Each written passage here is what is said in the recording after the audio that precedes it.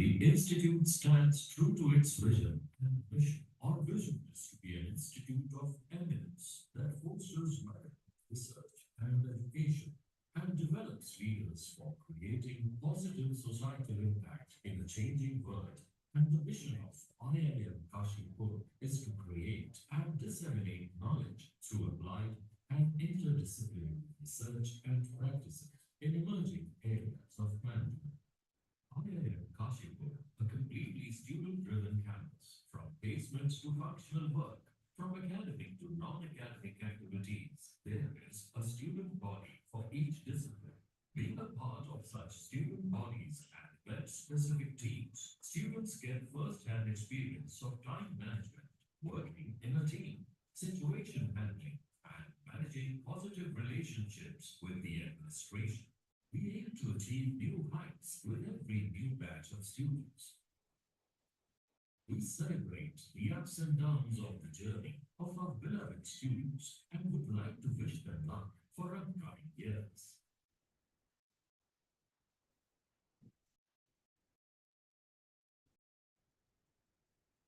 Thank you all for your kind attention. Now we would like to introduce our esteemed panelists. Firstly, would like to welcome Ms. Shilpa Arora. She is the co-founder and chief operating officer of Insurance Samadhan. She brings over 26 years of experience in resolving insurance grievances.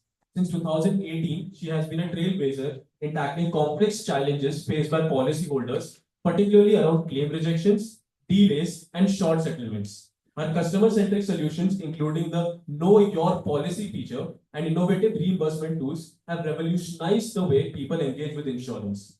With over 18,000 grievances successfully resolved by Insurance Samadhan, she continues to create a significant impact. We are excited to hear her insights as we explore the future of customer-focused solutions in the insurance industry. We would like to request Mr. Professor Ganguly, sir, to kindly felicitate her with a welcome bouquet.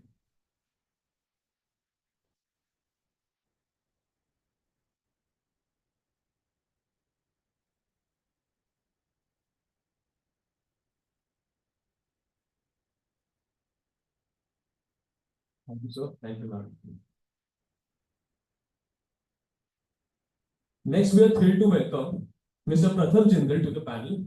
At just 24 years old, he is the founder and CEO of Prepper Media, a leading post-production company that partners with the top-notch YouTubers like Jabby Goy and Real Rejects.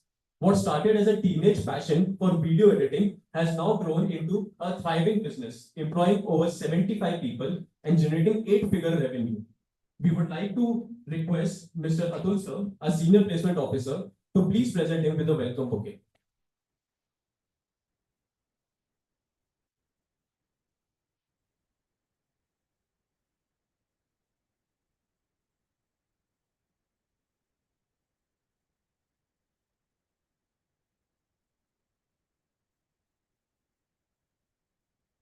We are excited to welcome Mr. Anamitra Ghosh to the panel. As the Chief Business Officer at Altor Smart Mobility, Anamitra brings a unique blend of expertise in mechanical engineering, liberal studies, and hands-on experience across both MNCs and startups.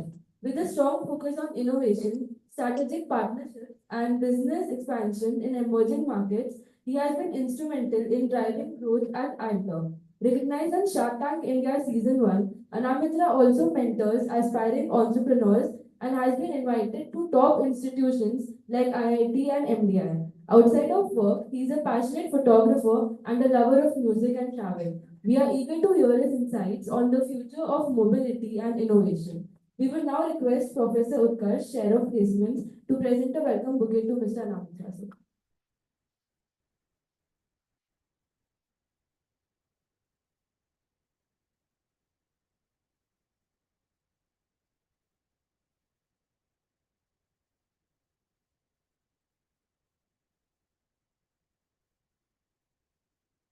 We are delighted to welcome Mr. Saurabh Agrawal to the panel as the Head of Alliances and Credit Product Strategy at Wise, a fast-growing fintech startup. Saurabh plays a critical role in shaping the company's business strategy and product offerings.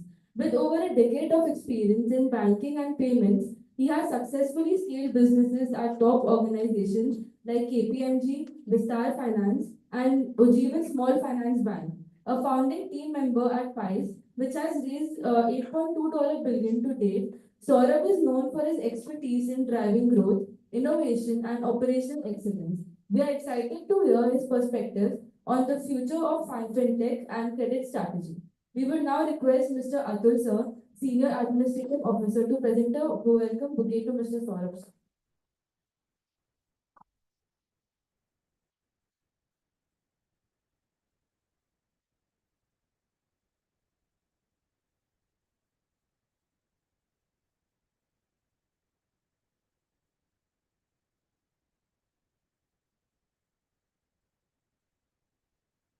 Now, I'd like to warmly welcome Mr. Mohit Kumar to the panel. A seasoned entrepreneur and the founder of Okugu, Mohit has a remarkable track record of disrupting the travel industry. After successfully scaling on-prem technology, which now boasts over 500 employees, he founded Okugu just 4 months ago with a vision to revolutionize travel tech globally. With offices in USA, Europe, India, and Tashkent, Okugu is set to reshape the travel experience. Known for his technical expertise, business acumen, and innovative thinking, he is a truly rising star in the startup ecosystem. We are excited to hear your insights in the future of travel technology, sir. We would like to welcome Professor Utkarsh, sir, Chair of Placements, to present a welcome bouquet to Mr. Rohit.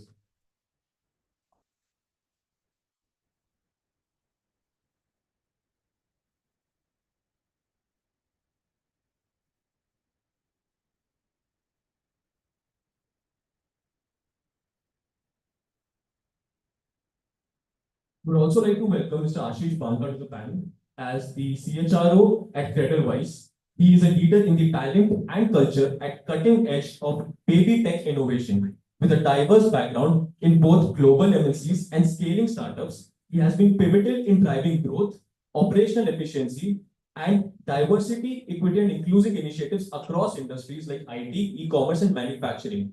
Recognized as a top-notch HR leader, his leadership has earned numerous accolades, including the Top Emerging HR Leader 2025 and 2022. Beyond his work at Cradlewise, he is also the curator of HR Sampark, fostering HR excellence globally.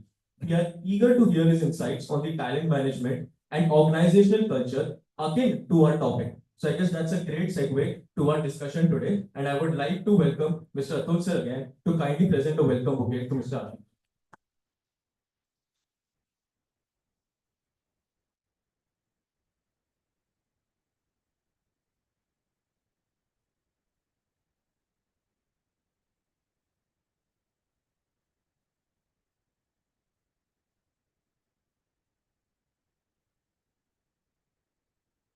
I would now request Professor Ganguly to kindly come forward and address the audience and our esteemed panelists.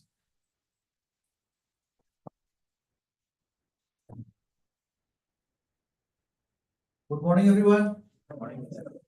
Nice bright day, but it's brighter inside this classroom. Thanks to the constellation which is present today. And was just looking at their profiles and age. So the average age of them may be half of my age. And that's what I take pride of welcoming the power of youth. And they are the best people to inspire young people like you with their experience, with their wisdom, with what they have achieved in a little span of time. So I think that's going to be a great inspiration for all of you. And you learn maximum from them, you listen to them with their wisdom, with their experience. And I'm sure you are here not to listen to me or any faculty today, but the guest speaker who are present. So make maximum utilization of that. Thank you very much and welcome you, sir, all of you once again. Thank you.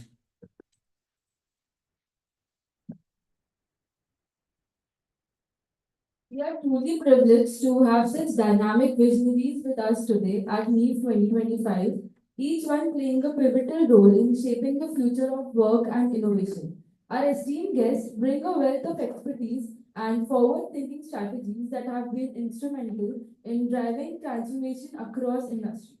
As we embark on this exciting journey together, let's remember that the conversations and connections we foster today are just as vital as the insights shared on stage. We encourage everyone to engage actively, ask questions, and network with fellow panelists and peers. Let's seize this opportunity to exchange ideas, learn from one another, and strengthen our collective knowledge to drive a more innovative, inclusive, and sustainable future. The floor is now open to the panel discussion. Over to Mr. Saurabh, sir.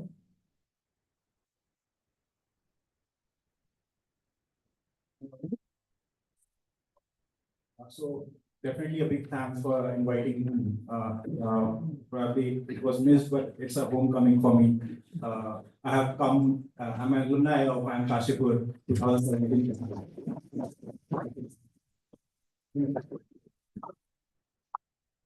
It's an incredible thing for me to join a panel discussion with industry leaders, startup experts, and the people who have actually saved the ecosystem in one or other way. All of them are coming from a different business model, catering to different target audiences. But you would have heard during the introduction, there are two leaders who has represented in Shark Tank season 1. The transformation has been a tremendous for them, I'm sure, over this 2-3 years. So once again, on behalf of the organizing team and myself, I welcome all of you to the Kashipur, the Visonaries Conclave called the Neev 2025. So to set the context of the discussion, I would like to talk about the evolution that has been embraced by the startup ecosystem, and it has become a new normal. See, over the period, we have seen how the world of work has been significantly changing. Maybe because of technological advancement or shift in employees' demographics or the expectation of employees themselves from the organization.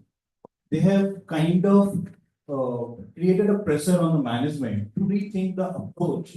They want to handle the management pool or say employee base or employee engagement, right? Startup beings the forefront. Startup has been the forefront of driving this transformation because of the agile and innovative approaches that allows a startup to decision in a very short span of time. Each one of us, I am sure, on daily basis would be taking some or other decision which was never planned or say never discussed before, which is not the traditional practice of the giant organizations, right?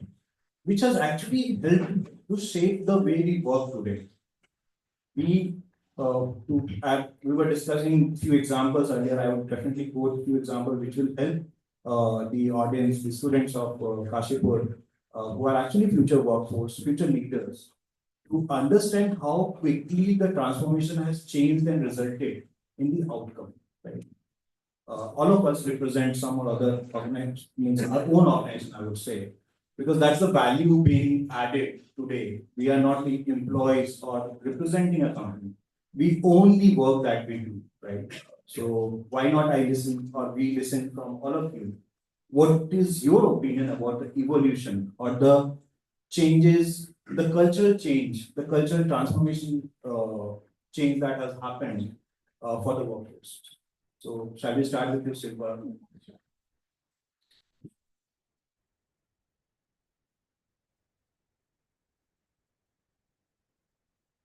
So, for a startup, when we start, obviously we do not have very trained resources. The budget is limited. So when we started Insurance Samadan, you will be surprised, none of the employees was from the insurance background. I think you might. Is she audible? Perfectly fine. So it was COVID time and many people had lost jobs. So we started in 2018. So we had people like air hostess who had lost jobs. We had people from the tourism industry who had lost jobs. Some businesses failed. So these were the people who were immediately picked up. And what we look at the people is basically the attitude. They have to own the business. It is not the founder's job only. When you join a startup, we expect the employee to be the owner of the business, such as has to be innovative in ideas. It cannot be a conventional job where 9 to 6, 9 to 5, or 9 to 6 you're working in a standardized way. So there is no standardized way in a startup. you're everywhere. You may get into finance, you may get into operations, customer service. So initially, the employees who join the startup are all around. So learning is huge. The girl who was the air hostess who lost her job in Indigo is now second line to me. She heads the operations. So initially, my co-founder was very apprehensive that you're getting an air hostess. Once the industry opens, she'll go back. And the way she developed, because she had the attitude, she had the drive, and she wanted to do something. Uh, Now I can comfortably sit and give the ownership to her to lead the business. That is what has developed in just 4 years. And if we talk about the salary and the growth, obviously with every year she's been getting promotion, and from meager 20,000 rupees, I can say that now heading the operation, she is at a very, very high package. Similarly, for the tourism people who joined, and none of the employees who joined us in the COVID time has left. Uh, Talking about the remote working versus office working, we believe that it is good to be in the office because you need to understand human resources, you need to understand the situations, you need to know each other and help each other. It is not just the work, it is also certain personal struggle your colleague may be going through, some family issues, which they will share with you, and you can help each other and grow. So that's the kind of culture is built if you're in the office. Remotely, you may handle a project and deliver a project, but you can never emotionally connect to the office, connect to the space you're working.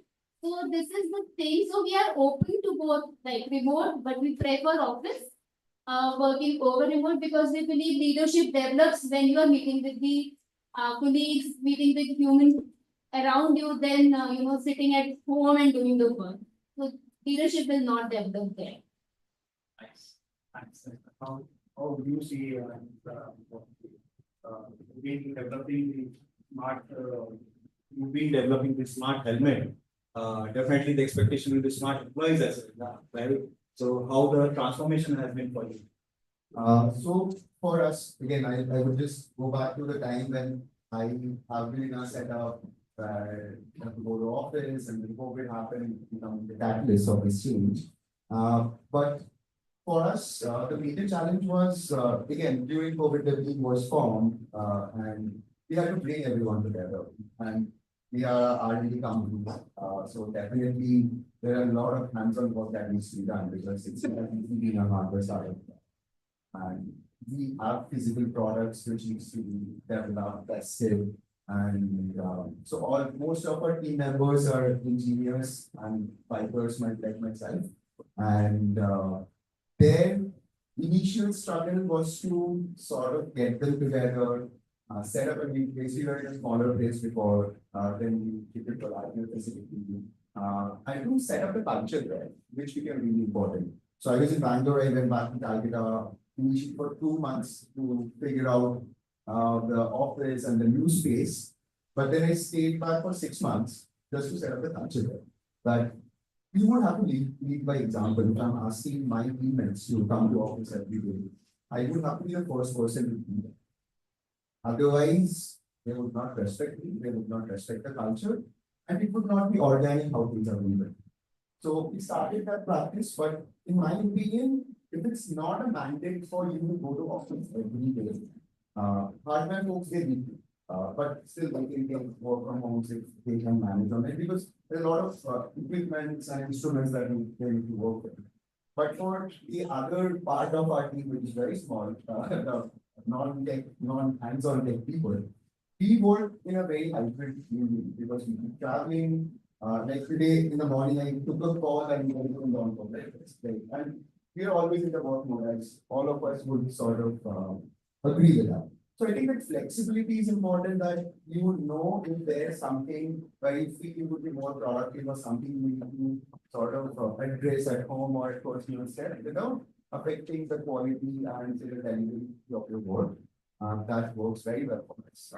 We promote that because otherwise, I think the only time that you be in office is on a regular basis, I mean not like daily, but say 2 times a week or 3 times a week, where where we are working on a say on a collaborative project or say we are co-creating something. That is when that in-person presence becomes really important. Another area which we definitely do that when because now we have employees from across the country. And whenever someone new joins in, either in the Calcutta office or in the Bangalore office, we will have to at least be there for 3 to 4 weeks. Get used to what is happening, know the product, know the people who are the people behind it building. And then only I think that kind of adds some sense to it. Because as you were mentioning that how you have seen people grow. In my organization also, I have a lot of people from very different directions sharing this conversation. And I tell you, yesterday we had to close something urgently. I was traveling, and I called him that, hey, can you do this? And he was like, give me half an hour to do this. My grandma has passed away. And then I asked someone else to call him and help him with this. And by that time, he had already delivered. And this is a person who is working in a different organization. And he's a part-time consultant with us. But the kind of ownership, it only comes in because if you give them that space, you give them that sort of empowerment that, yeah, you have the autonomy to do things, but the only thing that I expect from you is to deliver. And I told him that we want to do it, but then I asked someone to do it, but I did it. And I was so amazed at it. I did not expect it, but that shows commitment because it works both ways. Because if I think about my team members, because I have gradually transformed, I do not have as much experience as any of you. It's just been there. Because I have been at places where I have been managed by people. And there are always not happy moments. So I operate in a way where I sort of treat, train, and behave with people the way I want to be treated. That's the basic first principle that I work with. And that has given me brilliant results because I have high expectations of how I want to be treated. And when I do it for my team members, obviously, I think there's a reciprocation which comes in and compounds. So I think that's how the whole sort of evolution for me has taken place because I have done that entire journey like you have started right now and you have maybe never walked. But yeah. But for us who have transitioned from working to building something and then suddenly having people under you, I think it's a very fulfilling journey. And if you do and if you introspect on things, you maybe notice few minor yet significant points what can make a difference. Great. Thanks for these insights. Actually, between two of you, I can see the contrast or the approach, right? Ultimately, both of you definitely talk about the ownership, the accountability that startups gives, and which also results in an outcome for the workforce. Right? So, Ashish, over to you. Being a HR leader, how you see the entire transformation in my Thank you so much, Sarojit, for the question, and thank you for inviting me. I'm the odd man out in this panel. Like many of you who don't become entrepreneurs, you will also be reaching out to them for your employment opportunity. So, namaskar, sabhi ko Ashish Banka. For all the startups, I just want to say to start a few lines is all of you, you know what you have created, a legacy motivated creators.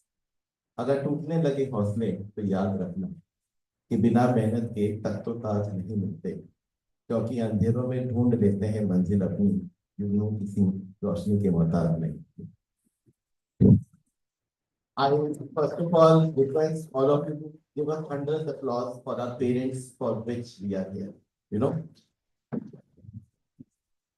specifically as a startup specialist last 10 years, you know, working with different startups right from Cradlewise to Reliance for 3 years, Geo and GeoMart, and then Delivery, Compass, and now with Cradlewise almost 3 years. One thing which I have understood, and this is my address to all the people, either you are becoming an entrepreneur or you are becoming an employee, कि जैसा देश वैसा देश. Every startup is so different to each other. You know, every leader is so different to each other. तो सबसे पहले 2 महीने तो निकल जाते थे उनको समझने में, क्योंकि आप नहीं समझे तो आपको नहीं समझे. राइट, और फिर वही बोलते हैं कि अपना बनाकर कुछ दिनों में बेगाना बना दिया, भर गया दिल और मजबूरी का बहाना बना दिया। स्टार्टअप्स आपको कब डिसोन करते हैं और फिर बोले कि 10वीं दानिया, that is another angle to look at it.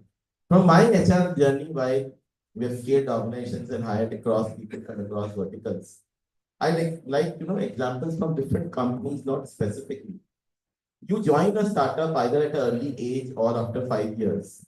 Most of them join for two reasons, major. One, they join either to learn because they feel that learning in a legacy organization is very plateau, or they learn for resource to become wealthy because salary से तो कहाँ मिल रहा है.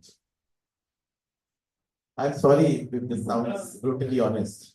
So then what happens when we start in that startup and then we realize that journey, that this is not the traditional way of it works. You know, you have to become a mother sometimes, you have to become a father sometimes. कभी लग रहा है कि शादी भी हमें uncle का काम करना है. कभी हल्दी मेहंदी हो रहा है, क्या हो रहा है कुछ पता नहीं चलता है. But एक चीज ये पता होता है कि you have to trust the vision of that leader. That because we are not entrepreneurs as employees, what we only have is trust with the leader, which is there on that table labeled as a CPO, CPO, CPO or CEO, that they have done something you have to trust. Even if that does not perform, as I was saying the data that only 1% of the startups see a daylight in India, 99% do not. अगर नहीं भी हुआ तो क्या हो? You have joined for your skills. You will use that skill somewhere else. I think most of you who are here and you want to join a startup or legacy, don't work and look as labeled organizations. You work for your skills and passion. Suppose somebody of you, and I've hired those kind of people. One of my founders used to play football, and somebody came for the interview, and he was a state level football player. We hired him. Like Visonaries is a photographer. If some photographer comes, we start asking interview questions of photography. How do you use the DSLR? I'm saying in hiring platform in a startup is not logic, it's magic. That is the first thumb rule which I want to tell you. So don't go and be desperate to them. Use your skills, what you can bring on to the table. Go with good homework if you apply for a startup. That what they are doing, whether your skills and passion resonates their journey of vision and achievement. The last and the second thing is your own passion, what you want to do. Some of you, I can't do an entrepreneurship, I'm happy being an employee. But being an employee in a startup, I feel very happy that we are resolving sleep issues of the parents who are in US because of our program. So if you are joining the startup, is it a purpose-driven, it is a problem-solving company. And if you work in that, you still feel satisfied, aligning to that vision of the leader. To end, which I will say for you specifically, hold tight your batchmates together.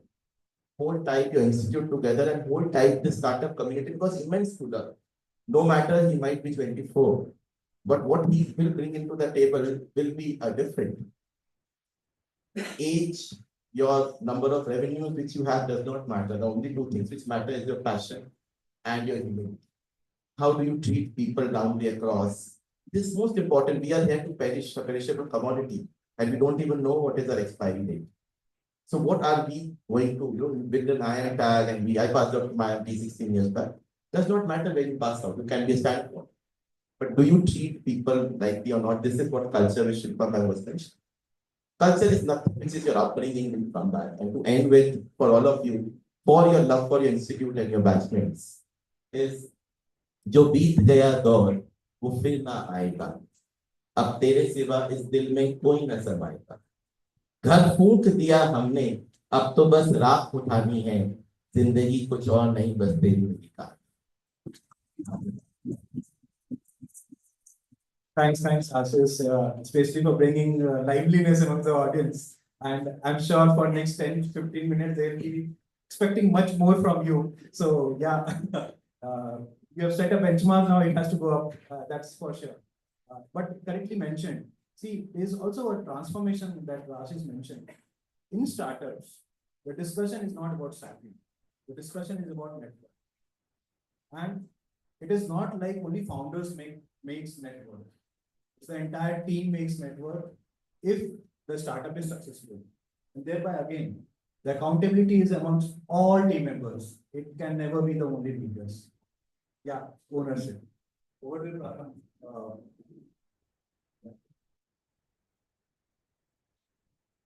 Yeah, hi, good morning, everyone.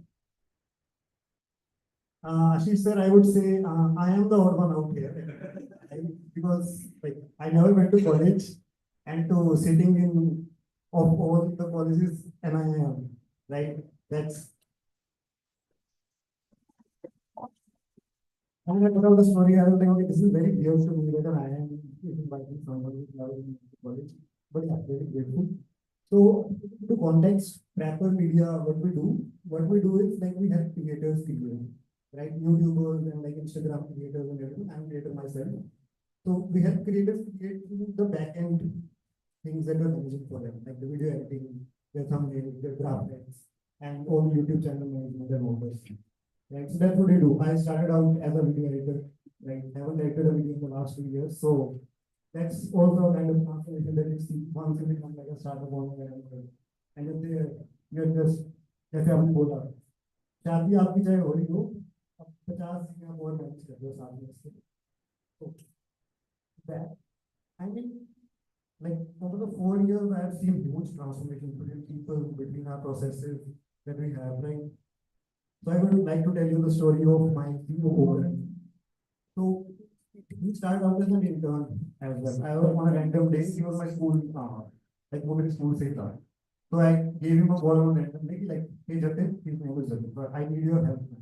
I'm in this deep trouble. The editor that I had has left me. You know, like मेरे को काम नहीं करना है, I'm going without any notice, without anything. So he was like, okay, I don't have internet at home. How do I do it? So I was like, okay, I don't know, figure it out. So I sent him like a 10 GB file to edit. And he sent me back the edit the next day. Made a mess of it, right? But what he did was, so he went to the nearby restaurant that he knew, and he knew the Wi-Fi password of that restaurant. Went there, downloaded the files on his phone, came back, edited, went back, sent the files to me, and that's how we started working together, right? Even if the skills were not there, right? I had to teach him a lot of skills. I saw that passion. I saw that he could still get man.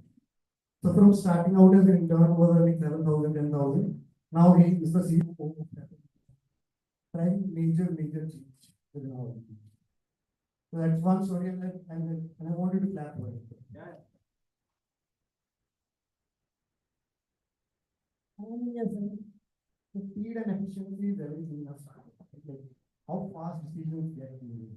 That is why, like both of you mentioned, we also have like a full in-office setup, right? Very rarely we offer remote roles and everything. Because in editing, it's not just cutting clips, right? You're not just cutting clips and like you're not just doing your own thing. It's a collaborative effort. You have your editors, you have your graphic designers, you have your quality check teams, right? You have your client delivery teams and everything. So it's a very collaborative effort, and you cannot have like delays in that process, right? You have to be on your toes. You have to be like, okay, how do we do this? How do we do that? How do we get to A from A to C? And like, how do we make that process fast? So I think that's why we have like a full working office team, and that has really helped us, right? That's about it. Sure. Thanks for that insight. And just to pick one word from there, कुछ तो कर लेगा. Frankly speaking, even today, while I had to get a designation, I got a designation, wedding alliances, but it's like सब कुछ करना है. So there is no defined limit in a startup, and that makes you entrepreneur in future. You get that confident, यार ये सब तो मैं पहले से भी कर रहा हूँ. And now I can think about my own company. I have that lot of connects whom I can reach out and can build my own organization.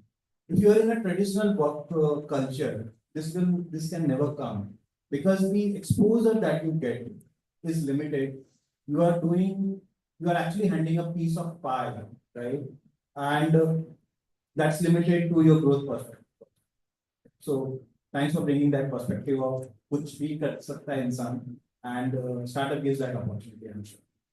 What do you, Mohit? We'd love to hear your perspective on how the evolution has changed our workforce transformation. Very much. Thanks. So, let me give you a brief introduction about myself. I founded Conclave after 2019. Basically, some stuff on the company. I thought my $100 so when I started on I was basically doing this one. So my entire team was in India and 30% was in the world. And some people who are in US and small dimensions. So I was competing with big companies like Price by Food.com. And I was pretty much, when you travel and all, sad that I was really very small, marketing and beginning, but in 2000, early 2020, COVID happened, and everything started to travel. We have those offices in India, and we had big offices, 15,000 square feet offices, now 2 big offices. And then COVID helped us to give us a bounce back because we started working from home. We invested a lot in technology, we provided the best CRM facilities. We invested a lot of our money in because material. And we started with 7 people. And it was very difficult to hire the people from the same industry because it's easy to find them to bring people because people can hire from there and there. But when you start and plan to grow, then it's very difficult. But only help us a lot. We started hiring people from Hyderabad, Mumbai, Kolkata, from everywhere. And the first thing I did in COVID, I changed the shift. So instead of 9 to 10 hours, I asked everyone to work for 7 hours only. So that they can just, maintain their work-life balance. We increased the salary even during the COVID time. So on an average in my company, people, they were making around $2,000, which is almost close to, at that time, 1,50,000. So I hired people and paid 30% extra, 40% extra. Plus, I did not fire people during COVID time. In fact, I hired people from different companies because that was a great opportunity for me to hire, the best people. We spent everything. We were almost at the verge of going bankrupt, but we were waiting, and somehow we got listed on Google and the Thai, one of the biggest platform in America. So it's very difficult for any new company to be on that platform. So during COVID, all companies, they were going bankrupt. So it was opportunity for us. So if you find brands in America, you will find everywhere. So then we started getting business starting from 2022. And we made sure that our people, those who are working, those who put a trust in me, because I also come from the corporate, I did well, I made a lot of money. So I am very much popular in my industry. There's so many people, they just left to join me. Now, those who took that risk in 2019, now they all are working as a director, marketing director in tech, making tons of money. So I just wanna send a message to everyone, those who are afraid of joining a startup or anything, just take a risk. Take a risk. This is the only time you can take a risk. You cannot take a risk while you are 30, 40, 50. So what? You lose a job, fine, you find another job. So do not afraid to take a risk. And especially from people from IIM, I think you guys are welcome everywhere. I asked my HR recently to hire people, and I think we have already decided to take 2 HR from IIM, and now I'm also shifting my IT team from Chisinau, which is in Moldova, European country, to India. So I'll be hiring more and more people from IIM, and I wanna make sure that people, They believe in startup culture because this is the only place that can make a lot of money, can be promoted very soon. Even if you join any big MNC, it will take years. You'll be frustrated because what I see these days, people they are very hungry to make their career. They want to learn. They want to take risks. They do not just want to be settled. They just want to grow, and they want to see that growth every day. They do not want to wait for 2 years or 3 years. And I have seen people in my company that someone is working for a year, now they are just coming up with the HR. Well, we want to get a hike, we want to grow, otherwise we leave because they are hungry for this. So, and we like those kind of people because they are very excited to take another step and they are learning. So when you are working with any startup, you are learning a lot. You are just not doing copy paste kind of thing. You are not making the files, you are learning A to Z. For example, there was a girl in customer service. I hired from British Airways. She was getting 8,000 rupees back then in 2019. Now she's leading three teams. The one two in India, the one is Philippines. She's getting 3 lakhs per month. Now she's a director of operations. So if she had been in the same company, I think maybe she'll be working as a manager or whatever. The salary is very less. The companies they don't pay. Always remember, you cannot make a fortune if you are working with any big company. Always seek a company which is growing and take at least 5 days in your life when you are just coming out from college. Take at least 5 days. Change your company here and there. Yeah, this is what I want to say, and a lot of challenges I faced during COVID time, but the biggest challenge I had the hiring people in mass because making a company of 20, 30, 50 people, okay, fine. But when you hire more and more people, then it becomes very difficult. So what I did, I started hiring people from everywhere in HR department. So I hired from Mumbai, from Pune. I set up one office in Pune as well, just to see what kind of the crowd we may have in our office. So it turned out that we were paying less in Pune and we are paying higher in Gurgaon. So we saved almost 30% by hiring more people from Pune. And eventually we just gave them work from home after some time. So yeah, this is the only message I want to give to everyone in IIM. You guys have got a lot of potential, and that is why you have, you guys did not just pursue a job after completing your BTech or BBA. You wanted to do something and achieve in this, the business thing. You join a startup, learn, and maybe you just make your startup very soon. I really want and I'm investing in small companies these days because I really want to have more and more companies those who are working for me. But I realized that I cannot make a 5,000 company in India. I can only have a good crowd by acquiring good companies.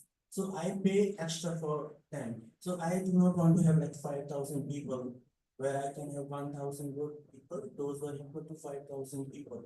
So I really want to invest in people. I provide, the best of the computers. So you guys must have seen, small computers. I exported most of the PCs, the small PCs from Hong Kong, and the biggest the screens. I gave 2 screens for everyone so that you want to shuffle their, pages here and there, and the best coffee in the office and visual. And the best thing is that I have given the salary in dollars. So see, so a lot of people they were working in 2019, the dollar was 70 rupees. Now it's 87. So they are also getting that result, year by year. So I have put this thing on the employment papers that you get your salary in USD no matter what. It's not gonna be in INR. So this is something like people they want to work for me. They think like, wow, I'm working in India by working in US, because US, you are earning in USD and saying a lot by being in India. Plus, I have spent a lot in work from home module. And we have the advanced systems, and we have collaborated with Zoom as well.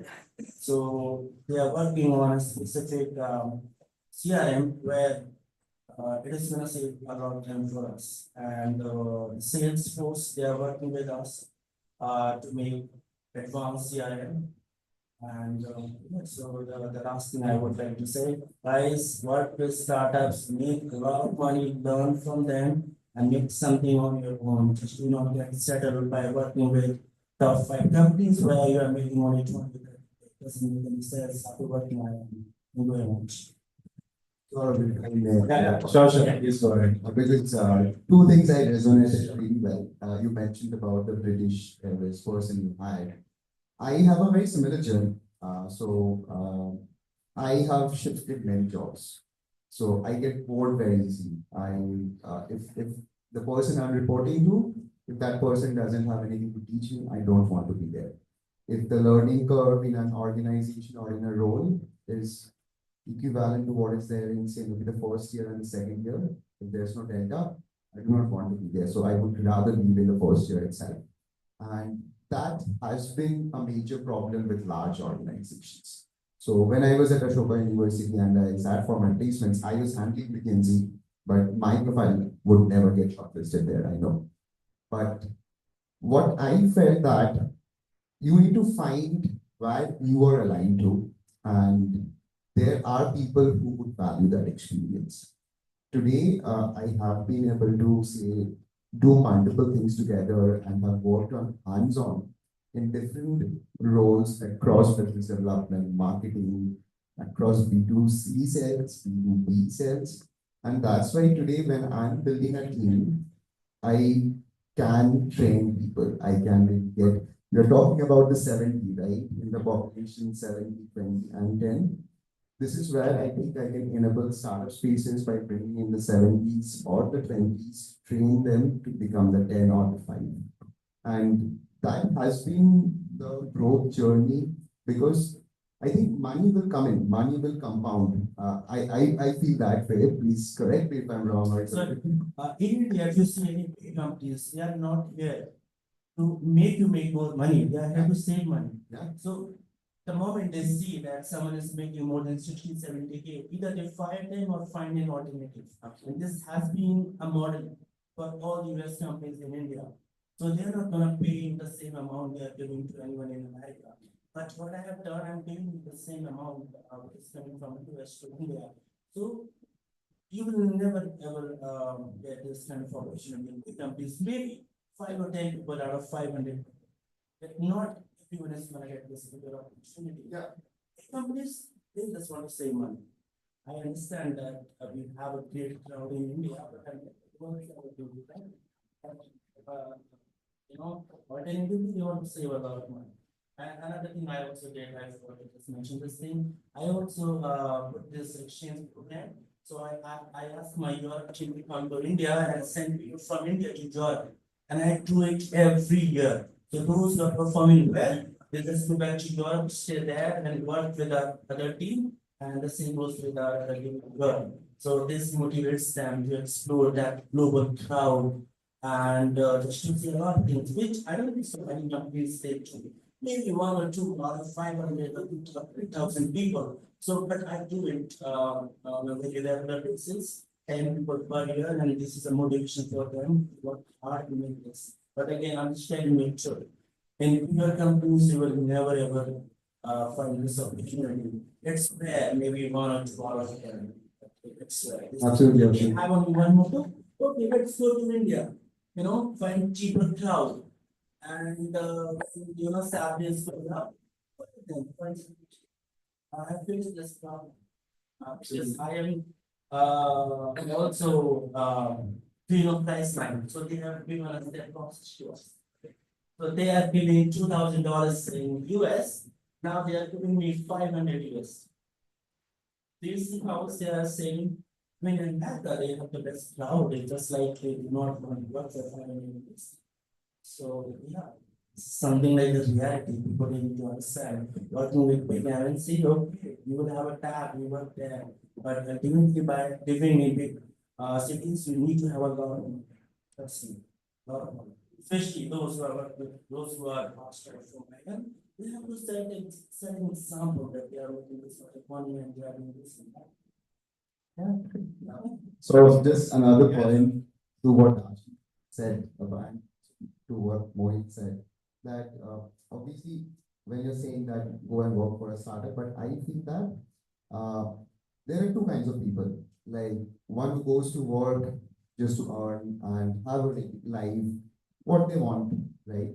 But there's this other set of people, I think, with some sort of kira in the head, if you call it, yeah, or in medical terms, maybe some sort of neurodivergence as well.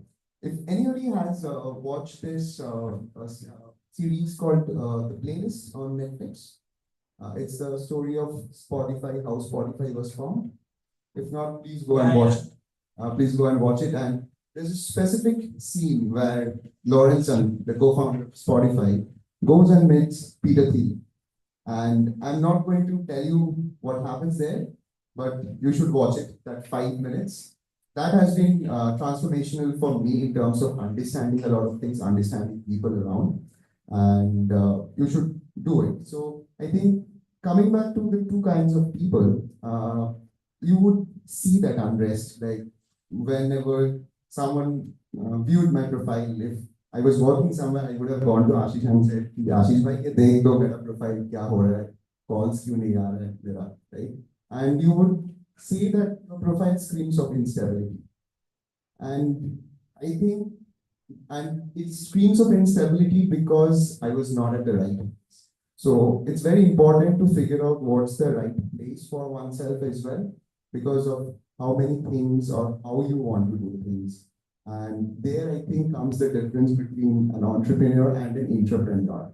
Like, I think I have been tried becoming an entrepreneur in all my roles. I've had the fortune to work with leadership across all my roles in the organizations. And thus, I was very close to decision making, understanding or contributing my bit. And I think if we are in our organizations are able to build more entrepreneurs who then the whole factor of ownership and that motivation and that drive towards that, what you are building, that passion plus dedication comes in, then only I think it makes a difference. And that is how our workforce, our ecosystem in the professional landscape has transformed and evolved. That today, I do not hire seeing the name of the college. To be honest, you told me about who I see as a photographer, and that was the only thing I saw in that person. Later on, realized she had an MBA as well. So it's for me the skills, the passion, the energy the person brings in, and more startups would want people like that. So we have a very interesting thing in place which we realize. We call it HARP, HARP. And this is just from one of those late night conversations with me and the other founder, CEO. We realized we were trying to analyze people, right? We always do that, whether this person is happy, whether this person is contributing, if not, why not? And this heart stands for heart at the right place. So if you have the heart at the right place in the people who are working with you, things are bound to go right. There's no alternative to it. Absolutely. Great. Thanks so much for bringing the risk to reward perspective. Before we proceed further, you have brought in a very exciting topic, payment in dollars. Let me ask the students over here, how many of you would like to get paid in dollars? I was waiting for this. So you know, where is the audience that you want to get up for? So our HR department, he comes from a different company to the Indian company, and he was just like, why we are paying this much of amount? We can save this much, but I did not think this was a US, track people by paying in USD, and just and they can see the growth because the dollar is not going down, no matter what, it's going up. So for them, it is also some sort of a promotion every day. So the payment itself is a promotion. Of course, yeah. Nice. So thanks for bringing that.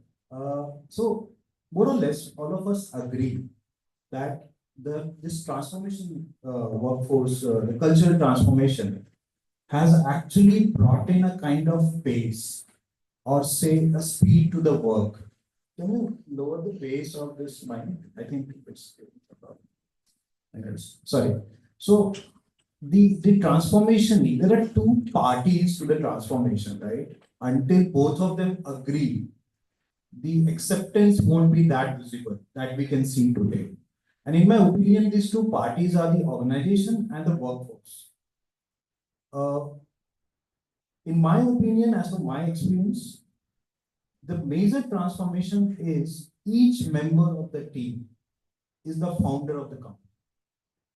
You might not be designated so, but you are responsible for it.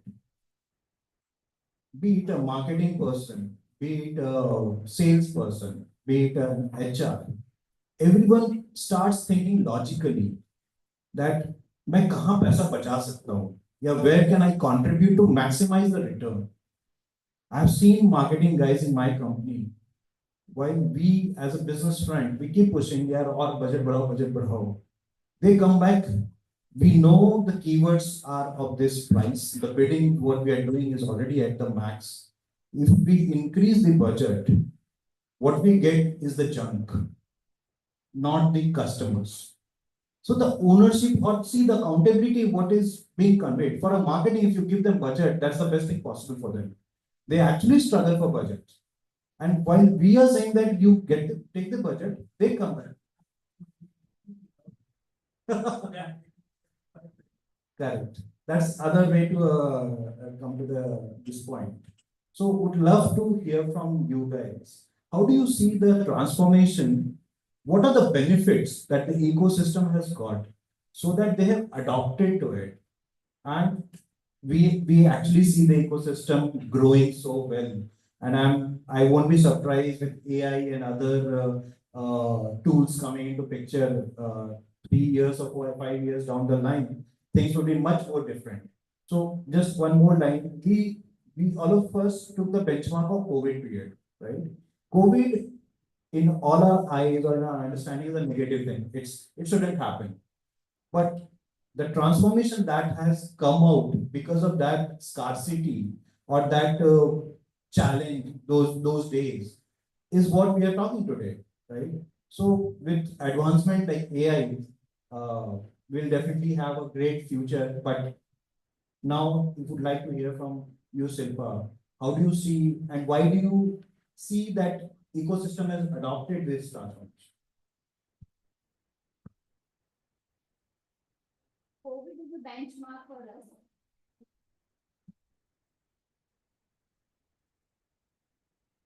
COVID, can you hear now?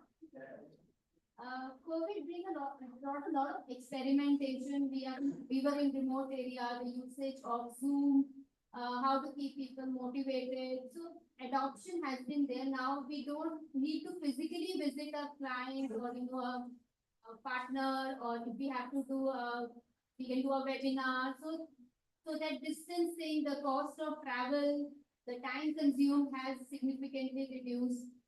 We have tools for assessment of the employees, everything. So people can work from home and can be monitored. So all those systems are there, which obviously COVID helped us develop. There are CRMs.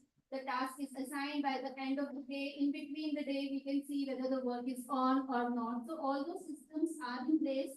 So if somebody has to go work from home, so as I speak of the culture of the company, we have very specific don'ts. So I have worked in MNCs and I know what I don't want to do with my employees. As he mentioned, whatever treatment we got and whatever we did not like being treated, we don't want to treat our employees like that. So we are very empathetic, we listen to them. And in startup, it's more about ownership. You own the company, decisions are yours. Decision has to be implemented faster, unlike an MNC. I work with an MNC. If I go with an idea to my boss, it may take a year or he may not even listen to it. It will go to legal, compliance, and the file is just moving like a government office, and by that time you get demotivated that, chodo yaar, kyun bhi gaye. So you stop you stop the flow of the idea because you know that these ideas will never be implemented because it's not easy. Whereas in the startup, if an employee walks up to me that, okay, I can improve the customer journey by doing this, I say go ahead. And we are not afraid of any failure because we have failed multiple times and failure is a learning. So to the employees also, we say that go and fail. Don't worry. If you have any idea, go and implement. I am backing you. If something happens, I am there with you, which is not there in an MNC. Okay, all the systems are technology based. You are being seen, your performance is being seen. If you don't like a department, it's very easy to switch to another department. Startup will always have vacancies because we are growing by 50%, 100% month on month. It's not like an MNC where the growth is 12%, 8%. So here we are growing 50%, 100%. Sometimes, you crack a partnership. Immediately you need 3, 4 people. So what we do, okay, chalo, abhi idhar chalte hain. So that kind of flexibility is there in the startup. If you're good, you're innovative, your communication skills are good, you understand the business, you are good with your colleagues. It is important that we respect each other in the startup. You cannot raise voice, you cannot, disrespect anyone. Respect is very important and it's an easy shift. One business, suddenly a new business will emerge in a startup. You own the business, become the business head, you rise.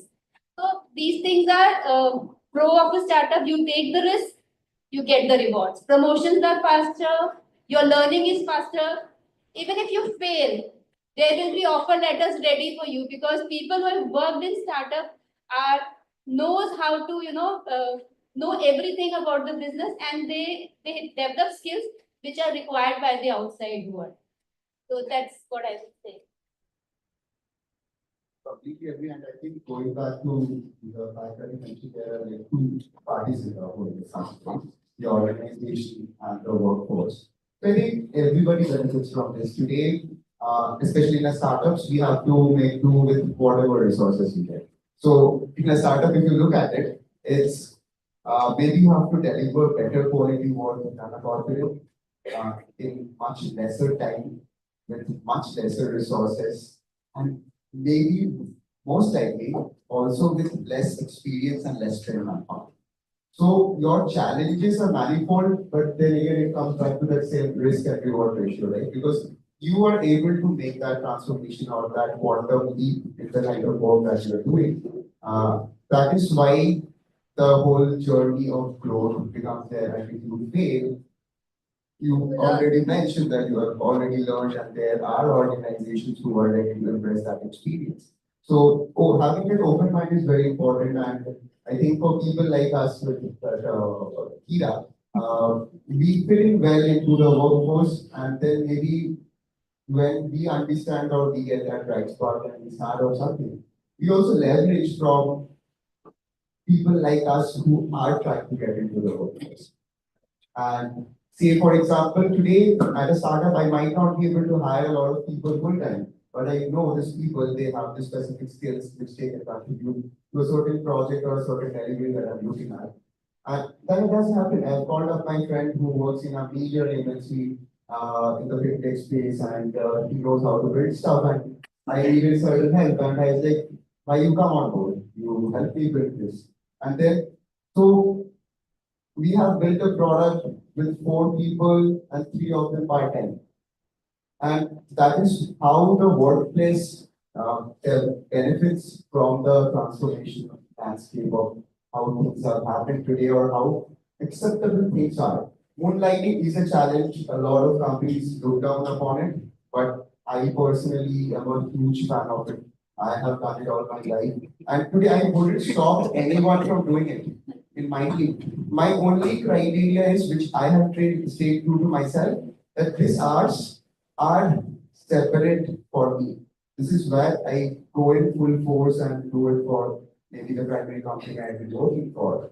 If any of my team members are working with other organizations on certain specific things, if the work that I have put for you or something you're responsible for, if you deliver it on time and with the quality and you go on to do something which maybe gives you mental stimulation or gives you more money or or something, be like very happy to do it. Because you mentioned, right, that you pay them more. And I think this is the flexibility or the fact that you pay go a bit above and beyond that what they already expect. And you give them that, you get that person for life in your organization. Even if that organization or startup tells you want to start something new, that set of people will follow you.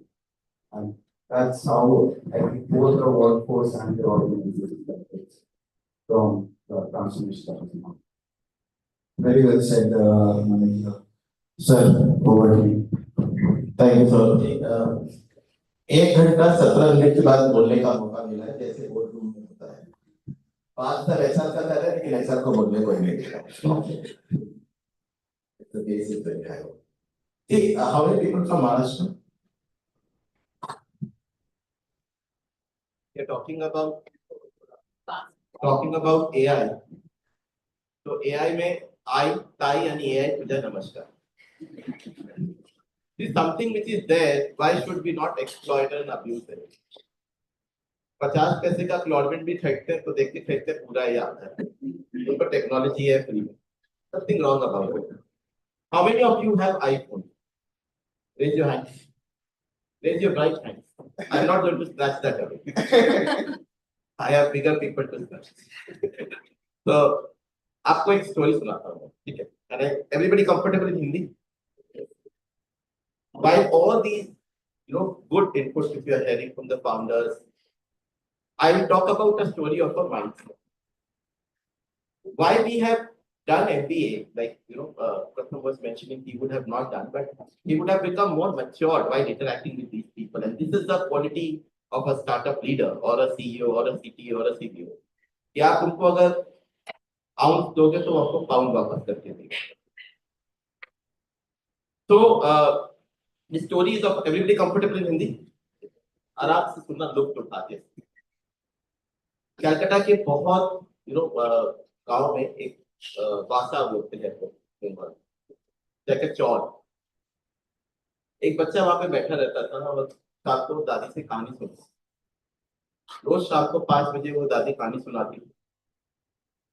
थोड़ी कहानी बहुत अच्छी थी, भूतों की थी, परियों की थी. तो बच्चे का स्ट्रेंथ बढ़ते गया और 4-5 घर से गांव में बच्चे आके सुनते हैं. दादी को भी अच्छा लगता था कि वो कहानी सुना रही है, बहुत अच्छा था, हमारा एंगेजमेंट हो रहा है. बड़े बूढ़ों का सुनते हैं तो अच्छा लगता है, गांवली सर को भी अच्छा लगता होगा उनका सुनते हैं. अचानक एक दिन सब कहानी सुन रहे थे, एक बड़ी ब्लैक कार वहां से पास करती है. एक बच्चा वहां पे घूम के उसको देखता है, वो स्टोरी का पास मिस कर जाता है जो दादी सुना रही. दादी ने घूम के चपाट दी उसके गाल पे कि तुम मेरा सुन क्यों नहीं. बच्चा सेम गया 15 लोगों के बीच. जब हम लोग क्या बोलते हैं, reprimand in private and appreciate in public. बच्चों को आप अगर ज्यादा बोलो तो बहुत लगता है कि लोगों के साथ. वो बोला, दादी ने पूछा क्या देख रहे हो आप वहां पे, why you are not paying attention to my story. तो बच्चा बोलता है काली गाड़ी थी बहुत बड़ी. होता है तो मेरी स्टोरी तो मैं रोज सुनाती हूँ, आज काली गाड़ी गई, वो काली गाड़ी ज्यादा बड़ी हो गई मेरे से. तो बच्चा पूछा क्यों देख रहे थे. बच्चा को पूछा दादी ने क्यों देख रहे थे. तो बच्चा का सवाल था, क्या वो काली गाड़ी में मैं कभी बैठ पाऊंगा. somebody who is at 2 square meals a day, वो पूछ रहा है कि वो गाड़ी में बैठ पाऊंगा. तो दादी ने उसको देखा और बोला, गाड़ी में तभी बैठना जब गाड़ी तुम्हारी हो, पैसे से खरीदी हुई, सामने चलाने वाला ड्राइवर तुम्हारा सैलरी हो, तभी बैठना है तुम्हें. बच्चा मैं था, मेरी दादी मेरे को.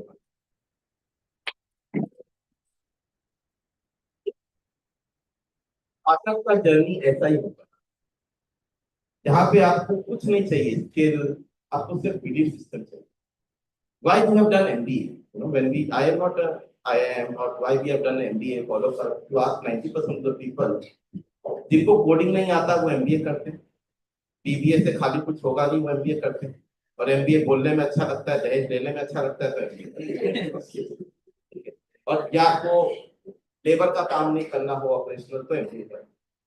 ये नेकेड फैक्ट है. you all are learned people in this room. Let us not, feel कि बिल्ली आँख बंद करके दूध पीती है, उसको लगता है कोई नहीं देख रहा, लेकिन उसको सब देख रहा है। बड़ी समझ जब मेरे को मौका मिला मैं बोल दूं फिर 1 घंटे बाद।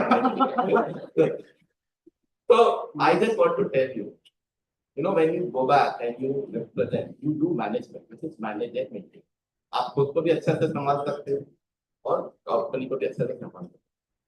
What you go to work a company, no matter do you do a startup or a legacy, आपको आराम करना है, धक्के खाने हैं या स्टार्टअप एचआर में जब मैं शुरू किया था मेरे को लगता था कल मेरा जॉब चला जाएगा।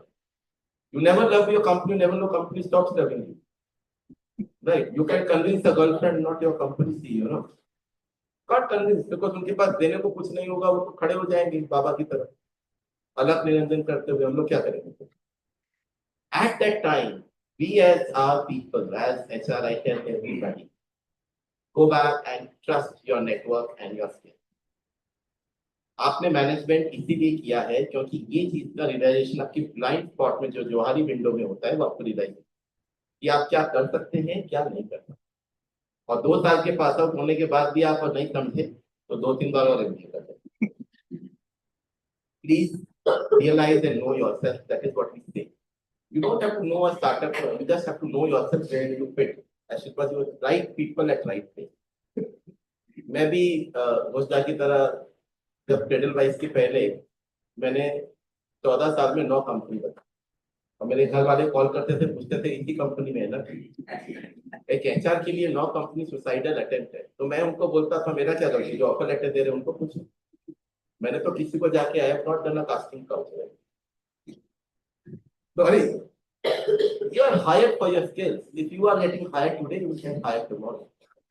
Just realize and know yourself. We are here in this earth to find happiness. Limited, perishable commodity. Please be happy, healthy, respect people. You don't have to build legacy. You just have to build the legacy which your parents have given.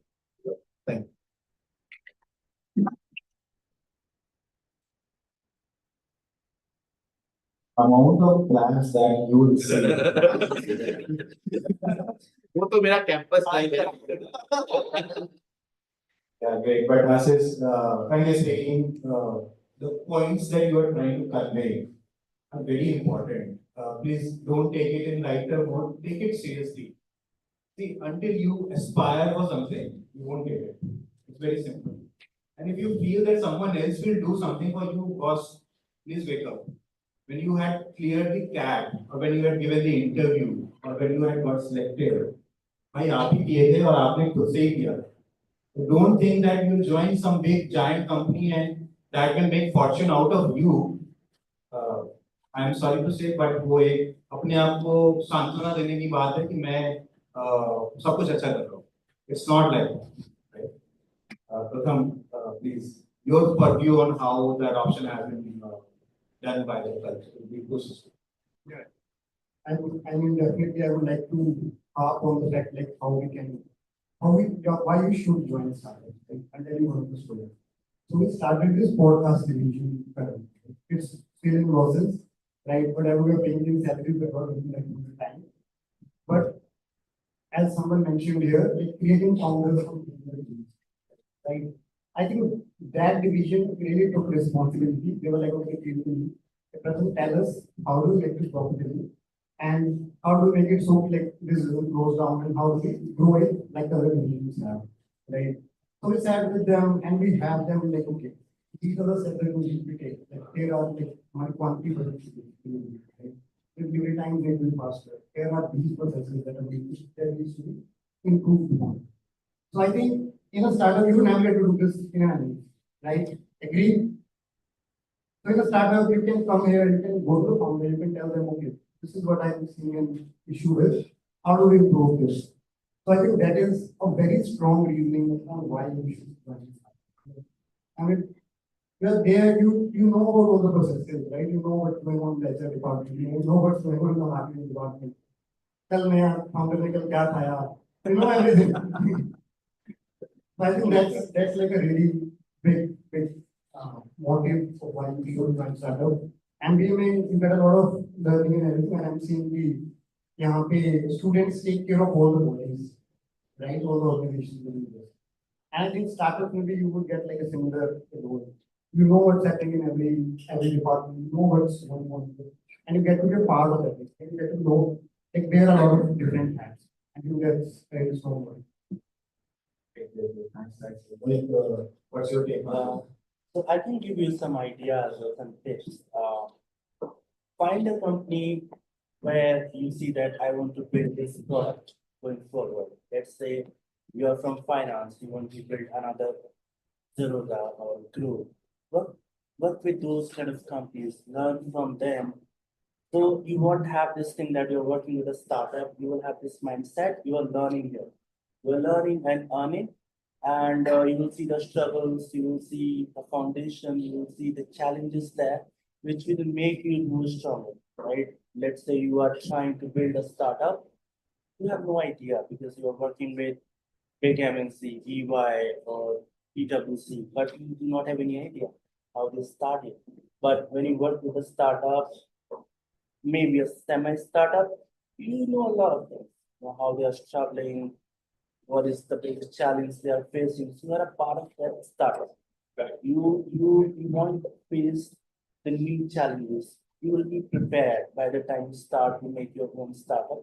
So this is very important for anyone before you take a big risk. That is why people at Kashipur, they're in management course, right? Yeah. So it's add value to what you are learning today. You can add to the practical experience future. Yeah. Sorry. Yeah, so the same thing I did. I wanted to build a flight booking company because I was working with a flight booking company. I worked with that company in all the departments, marketing, product, operations, finance. You know, I asked, you know, people to let me work here and there. And by the time, you know, I was ready, I knew everything. And I asked my people, those who are working with me, if you want to build something, we make it. And I give this kind of freedom. And speaking of moonlighting, I'm not in favor of this because um, we found out that 40% of our people working in different companies, the biggest challenge is we are an IT company. We have so many ideas and everything, you know, we have access to, you know, very confidential data and everything. So we ask them to work with us. We will give you extra, we will give you more and more, but do not go here and there. So either they work with us or they left. I think this is applicable with the companies like McDonald's or, you know, those do not have any IT visa. Well, fine. Anything with intellectual property to save, you can't do lighting there. So definitely, Yeah. definitely we have strict NDAs with our It doesn't work because people they do not. No, that is Our legal system is practice. very corrupt, you know. We do not have so many lawyers, you know, they are just going after here and there because I'm being expert. And plus, it's all about the reputation as well. You see on LinkedIn, people are complaining about this here and there. So we want to be very silent. So we are very clear, okay, we want to have you and you cannot work here and there. But again, it's a very good idea that let's say if I run McDonald's, I say, okay, you work with Wizard after my shift. So I'm okay with it. Yeah, exactly. The whole criteria, the whole. And I think 80 or 90% companies, they have adapted this IT thing. Hello, mine is one. Yeah. No, I think what you mentioned, I agree to that and how important it is to ensure that law is not going out. And obviously, these are important. Yeah, I mean, it is like, okay, we have camera, we are watching you, but you cannot watch all of them. Exactly, and most importantly, I think the whole idea of being free with the management, because today at your scale of organization, definitely you need to have that principle. Absolutely. But when we are say less than 50 people, we know every person, like what they do, what they work with, what kind of skills and interests they have. And that is why we know that they're open to the stuff. So for example, we have someone in the organization, in our hardware team, who built a 3D printer from scratch using another 3D tool. Right? So that kind of passion, enthusiasm, and intellect comes into the picture. And then he wanted to work on some other exciting project outside for a short span of time. An organization was not able to crack something. And he came to us and he's like, can I take a few days off and work on this? And we saw that we would also benefit from it. What you said, right? I think this is a very honest opinion that he asked you. Yeah. There are people that do not even ask and you do not even know if they're working here and there. Absolutely. You get to know, after 2 years that, your data is not there. Yeah. A lot of people, they are using the same data. And I think that is where culture comes into place. That is where the whole idea of openness. And again, I'm not saying this is a blanket statement because say when we are 50 people, we are able to do this. But when you're 500 people, it's not possible. You do not have visibility. And that is where policies come into a stronger execution there. And that is where I think moonlighting gets stopped. I can give you, sorry to interrupt you, I can give you a real-time example. So we did not cap the client's number and email. So because we were very confident that our people, they are very honest, they are very loyal to us. And we got to know later that our, data has been stolen. A lot of people, they are using the same clients. And our clients, they were asking, hey, we got a call from this company. Then we figured out, the people they were using our data here and there.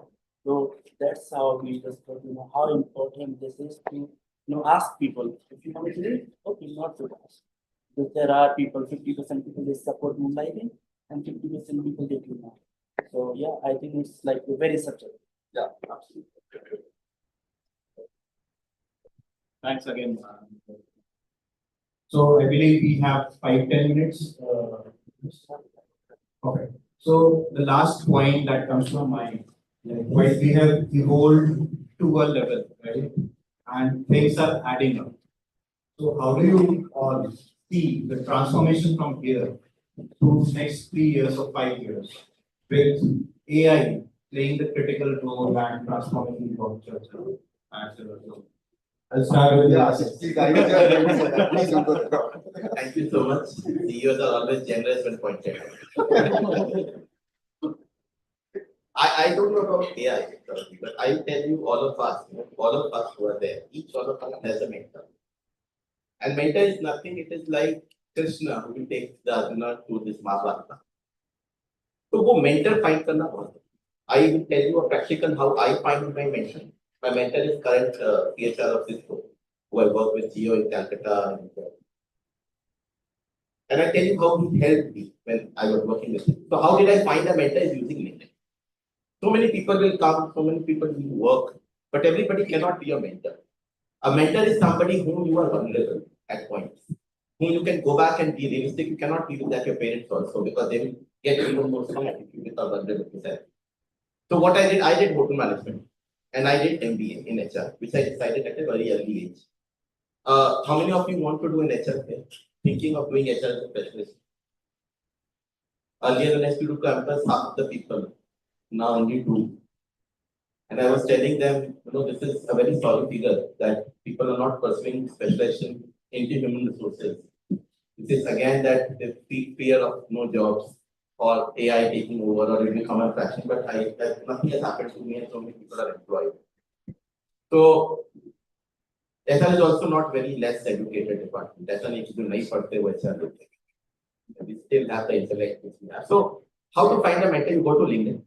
You find what you have done in bachelor's and what you want to go. As Umeji was also mentioning, that if you want to pursue what you want to go. So you find that if you have a finance, आपका कोई तो होगा जो आपका education trajectory में वहां तक पहुंचा है. 100 people you found and you send them a message, put an ad of a note that hey, I am from here and I am Kashipur and I want to become your mentee. If 10% of them accept, which they will only do 10%. This is how I built Sampark also, a 1500 database of CEOs and CHROs in India. I used to reach out to almost 25,000 people overnight and only 10% used to respond back. They responded back. Some of them have their numbers if you go to their profile. Don't misuse. They are very senior leaders, they have invested in you. You sign them a message that thank you so much for the acceptance. From that day, you start writing posts on LinkedIn, tagging them at the rate. One day you reach out that I need your few 30 minutes over a calendar leave that I can seek your guidance on something which is there.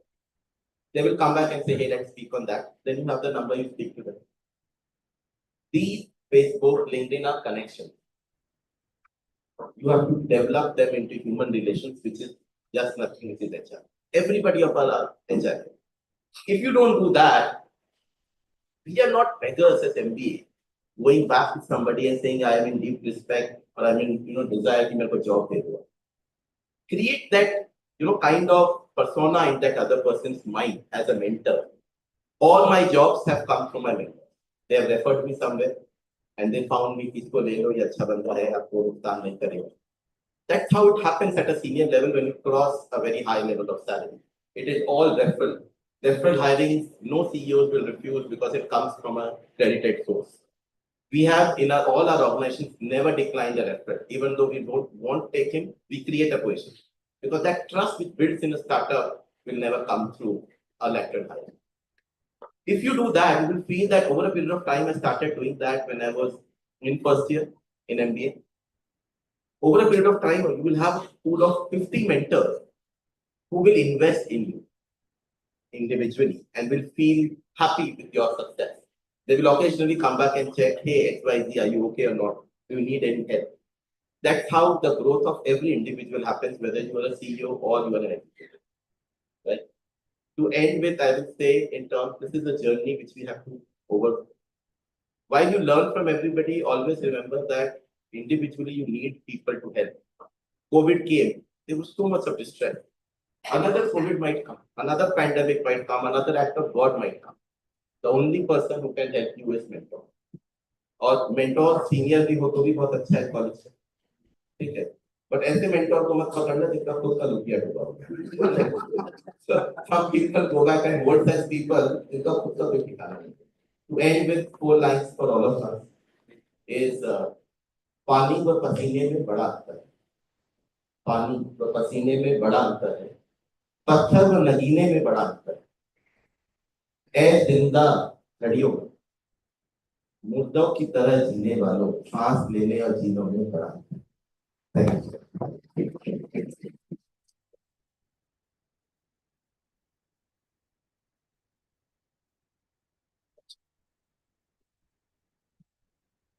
As expected, more claps. आप बड़ी में आप यहीं के आप एक कोई ज्यादा No problem. But yes, rightly mentioned, you have to fight for yourself, and what you mentioned, how to get into the level of competition that all of us have. It's not only for students or beginners, it's for everyone. Even I, in my current capacity, I try to reach out to RBI senior leaders, and I put the same message even today.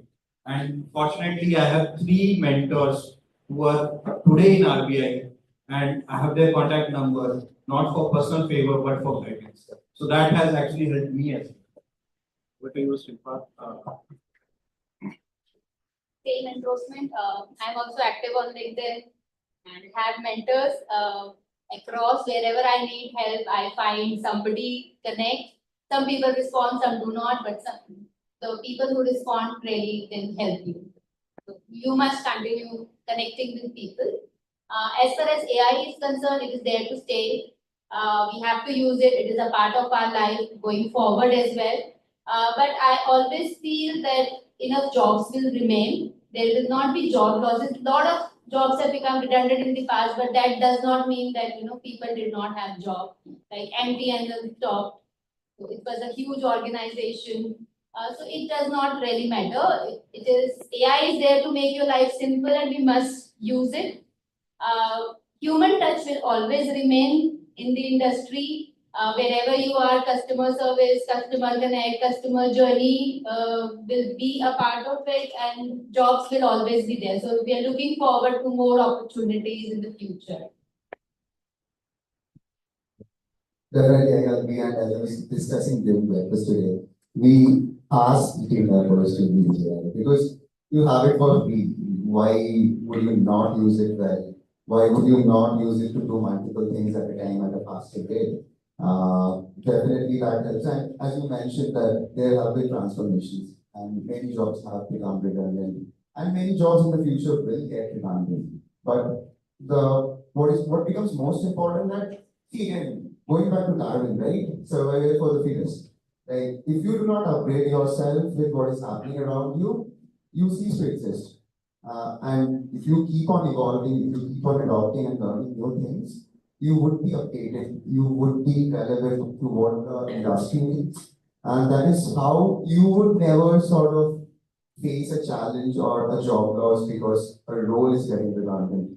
Because you would yourself need to grow. And that is how I think AI has transformed and will keep on transforming because when machineries came in during the industrial revolution, there was a huge revolt because the work manual job was gone.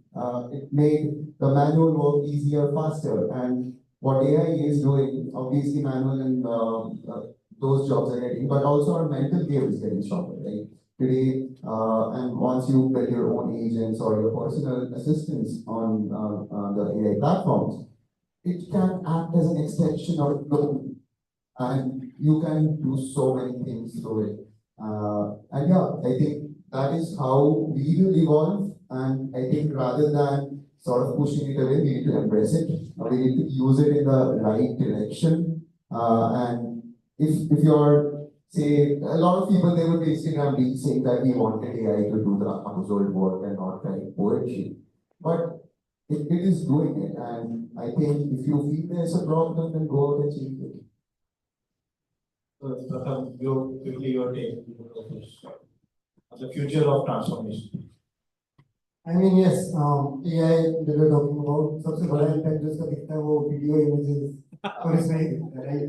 So we definitely have to be out there. We cannot be like sitting on our butts. But what I've started doing is telling all the team leads, like every meeting, every month we have a meeting, and I tell them, tell me one AI tool that you used the last month that's going to help us in like creating our processes better. So that's something that we have been doing. And in our organization, how we have been using AI is to solve the problem of mental health as well. So we partnered with Mindpeers and we provide free or limited therapy sessions to all our employees. Because in my generation, I feel like this is a very big thing, right? People are lonely, people are sad. So you have to address it in an organization like this, right? Average age is 24 in an organization, so you get it. So what we are doing is like we are using the data, like people are taking therapies, people are writing their journals, we're not reading their journals, but we are like getting that data and we are analyzing, okay, what is the problem that's going on in our company this month? Okay, loneliness is an issue. Can we address that? Can we have some sessions? Can we do something that can address those issues? So that's how we are trying to get ahead. Nice. Mohit, your take on this.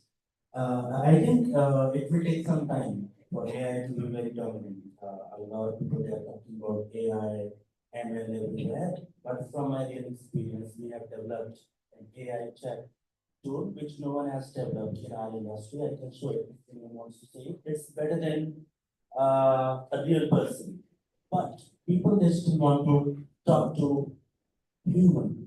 So AI, I mean, it has to build a trust. So it will be very dominant, but we still have a lot of time. And meantime, you guys can work upon it and be very familiar with this. So no one has to panic about this.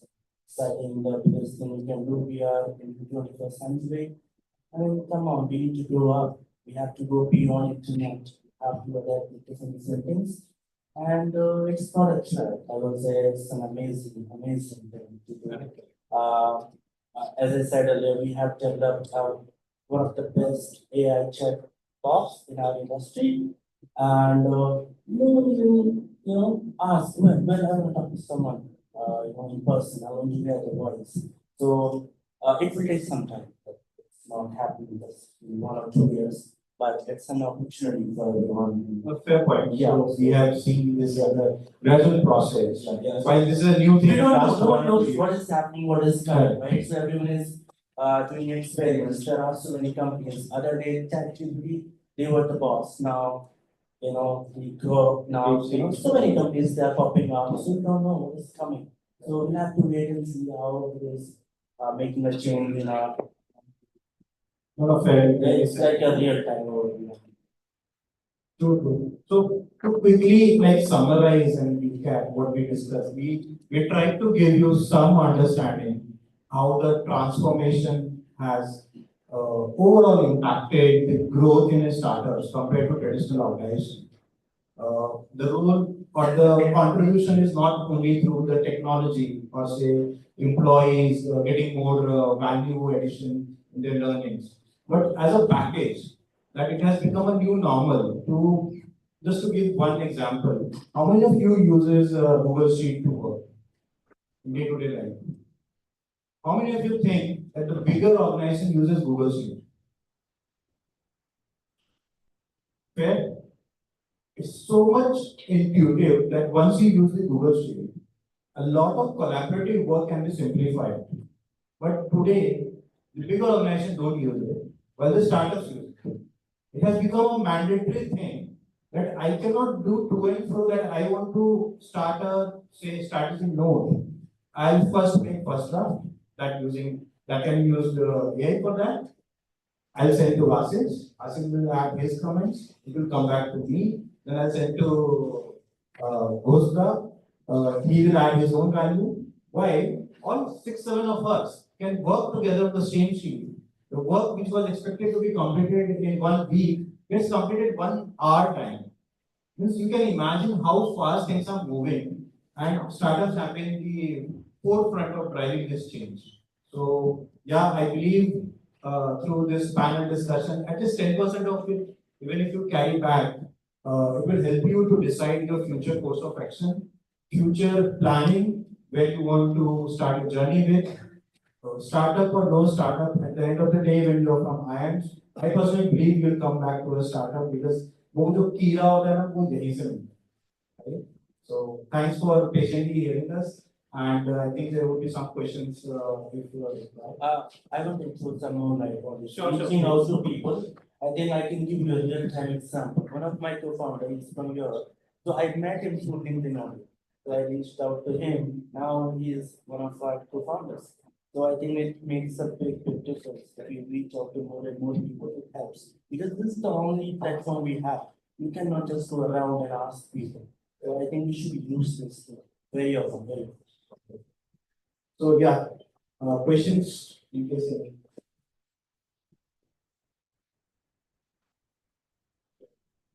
Will it be louder? Yes. My name is Gaurav Singh. Thank you so much, sir, for sharing a very good knowledge about your mindset or the way of seeing the world. My question would be, like, how do the startup integrate automation and human workforce?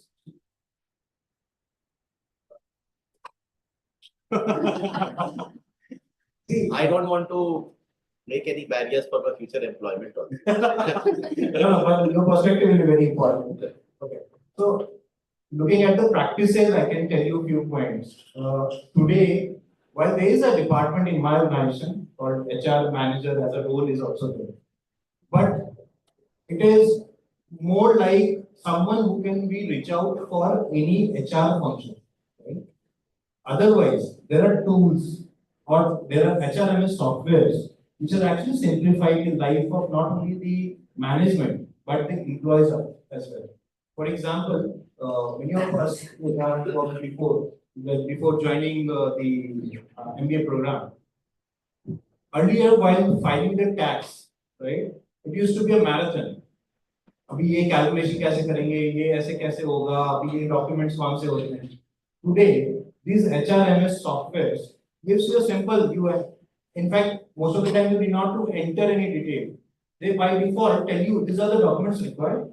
This is the calculation of your tax payable. These are the options of your tax investment. So the automation or the awareness of this technology advancement has actually simplified the life at the organization, which has ultimately simplified the management, people management at the organization. So this is my take. Anyone would like to add? Yeah. So there are well-defined, we have CRMs, We have OKR, KPIs, well defined. So these are there are various tools that HRMS is what we use for lead management and salary processing. So automation and human resource work together. Obviously, startup we need a lean team. So when we are talking about customer service, we try that to use auto chat, WhatsApp first, and then the call should get to the human when needed. So every time we are trying to see how we can reduce the time and how we can improve the efficiency and effectiveness of the. Thanks. Any more? Sure. Any other question? Happy to address. Hi everyone, I'm Ashish Banka. This was a great discussion. Thank you all for your insights. So my question pertains to something you mentioned. As we mentioned that most of us will be either employees in startups or probably entrepreneurs ourselves coming out of IIM, and we'll be contributing to the growth of the organization. So in that context, what do each of you think is the most in-demand skill that is required in a startup-driven workforce transformation today? Like if today you are looking for a leader or visionary that you want to hire in your organization, or you think somebody in your organization has that skill to come up with their own idea, what do you think that skill is? What is that most in-demand skill?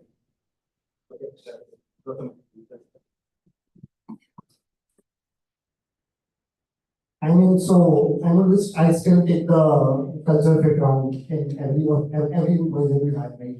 And the number one skill of two of the top skills that I look for is adaptability, right? Let's say you're going to one path. If you encounter a block, right? How do you like problem solve for that block? How do you like try to find other paths to the solution, right? Another thing is willingness to learn. Willingness to learn is one of the top things. Like I'm sure every one of us can do that. If you're willing to learn new things, if you're willing to go out of your bounds, right? That's what one of those things. For me, the leadership when we hire from external, today always we hire for a premium asset because he comes with certain kind of skill set. We don't know that person. So we hire external, if we hire leadership, we hire for SME or we hire for his network. Because that is what startups need. You can't have entire information in you, and if you have a quality group of people who can get that. If it is internal leadership, it is two T's, trust and transparency. How he or she would have been able to maintain that with the founders, and that's how the growth happens. If it is external, junior level executives, it is for three T's. That is conduct, communication, and compassion. You don't know the startup, I don't know you. But if you come with this, are you able to be transparent and communicate what you feel? Along with the other thing, most important if you want to be an entrepreneur is persistent with your idea, have a lot of patience and consistency.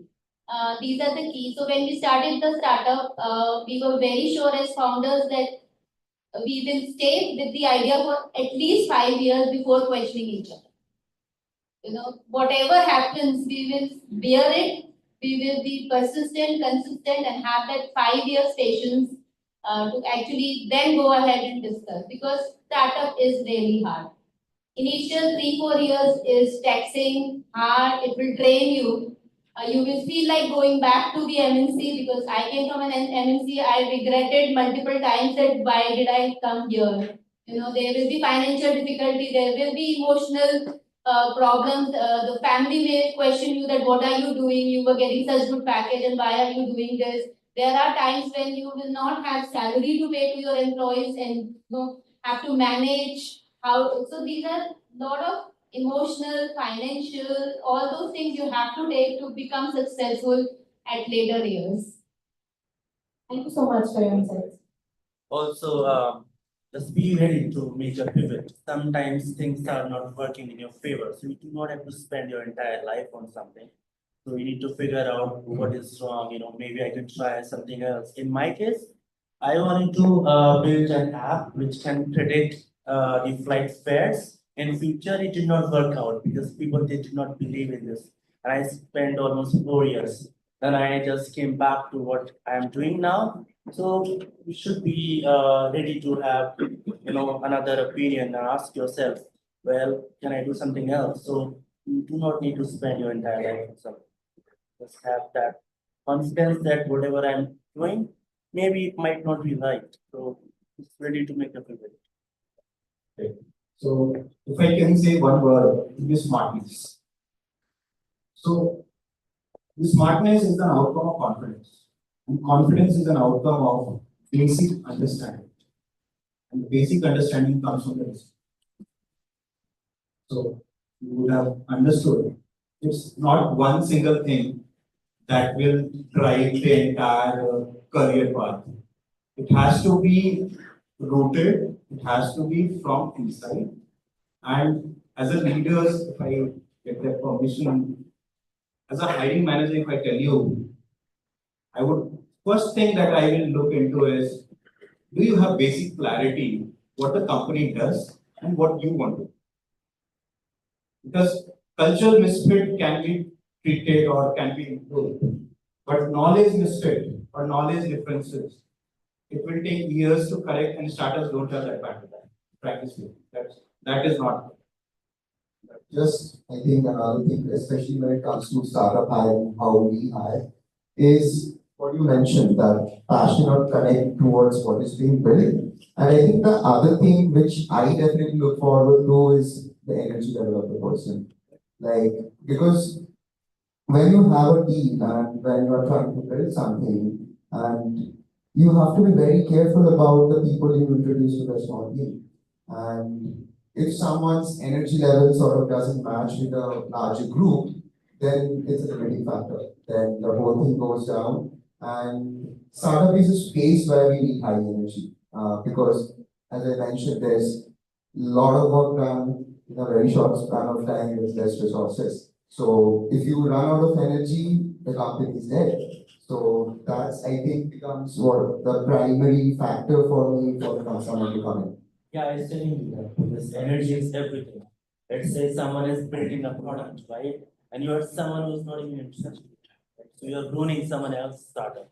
So please have this kind of energy that if you want to do something, do it. I'll give one small example to the energy thing.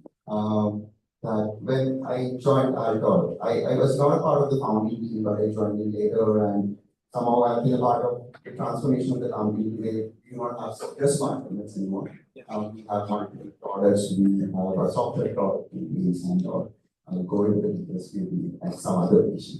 But while I was transitioning, I was working part-time with them for a while, and what I used to do at Friday night, I used to go to Shamit's place. Who's a CEO.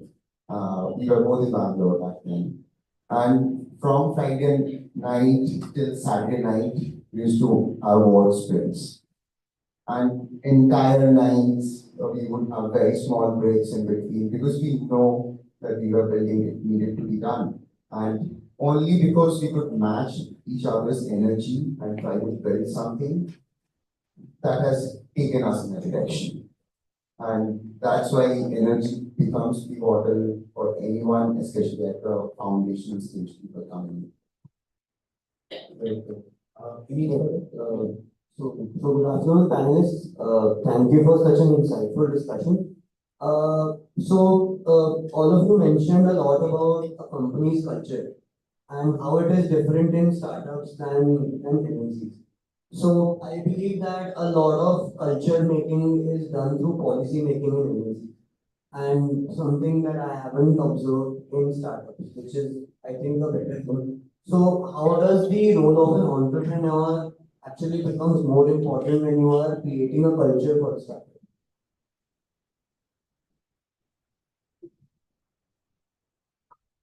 It's wrong to say that there are no policies.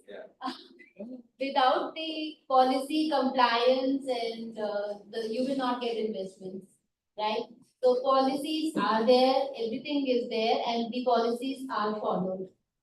We are more compliant than any MNCs because we are being regularly audited. Every round is audited. It is an audit for 6 to 8 months. Every paper is open, everything is open. So there are policies. As far as the culture is defined by the founders. So what you want from your employees is important. Like for us, discipline is very important. So all the 5 founders, we come in time. We come much before time. Our office start at 10. We are there at 8:30. We follow whatever we expect the employees to follow, leave policies, how the communication has to happen. As I told them also that we cannot shout on the employees because this is no zone for us. No manager can shout, abuse anyone. There has to be respect. So these are certain things which you set up for your employees. That is the culture. We want people to be happy. Like mental health is important. It came as a shocker to us because in our organization we never had mental health as an issue.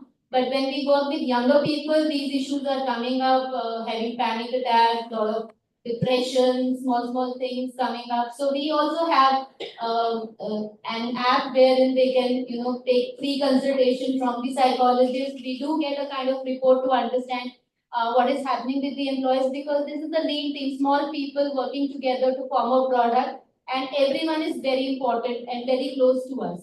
So we work on their mental health. We are very supportive in terms of how to improve their performance, which you will not get in an MNC.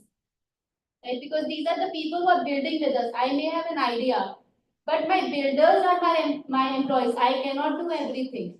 And I have to trust them, I have to empower them, and I have to ensure their wellness.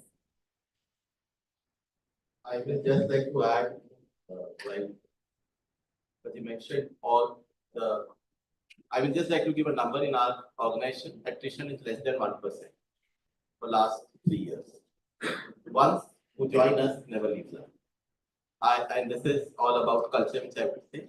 From part of people function, I always felt that there are certain things where you regulate not only in terms of law of the land, which comes maternity or PF or ESIC or gratuity, but how as an organization you are going within dimensions of the business. You can't impact as an HR if I go and tell a CEO, you do this, and if it is not aligning to the business numbers, that idea will crash out. Or even if it approves, it will be rolled back, and that is always kind of a tussle if your idea rolls back. In organization, apart from what we do law of the land, we have same-sex policy adoption, which is not a law. We have a paternity leave, which is not a law, and we have period leave policy, which is not a law in our organization. We have gone ahead, and I believe these are our founders, compassion and belief for the employees, which we transpire them. The last thing, what they say that you don't have to become the best employee. If you are the best human being, that will work for us. And that is the idea I percolate down in the system across, not only in terms of talking, but also in terms of that, what are you doing enough for your parents or not?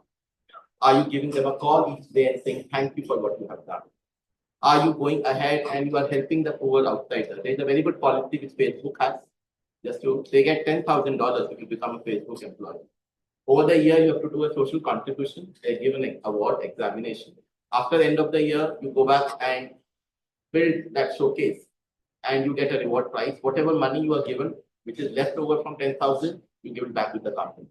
I think multiple organizations have those kind of policies, but the most important thing is humanity. If that is not there and you become arrogant, none of us, if you see and you've seen any founders, they'll always be very humble because they have built, they have grown from the scratch, and that is what they expect from us as employees being involved. Thanks, any other question? Yes. Yeah, so firstly, good afternoon everyone, and thank you for such an insightful session. My question is, one of the most common things for the startups failing is the founders get too emotionally attached to their idea, their initial idea. So how do you guys cope up with that, the changing environment, and still persisting with your vision, with your end vision?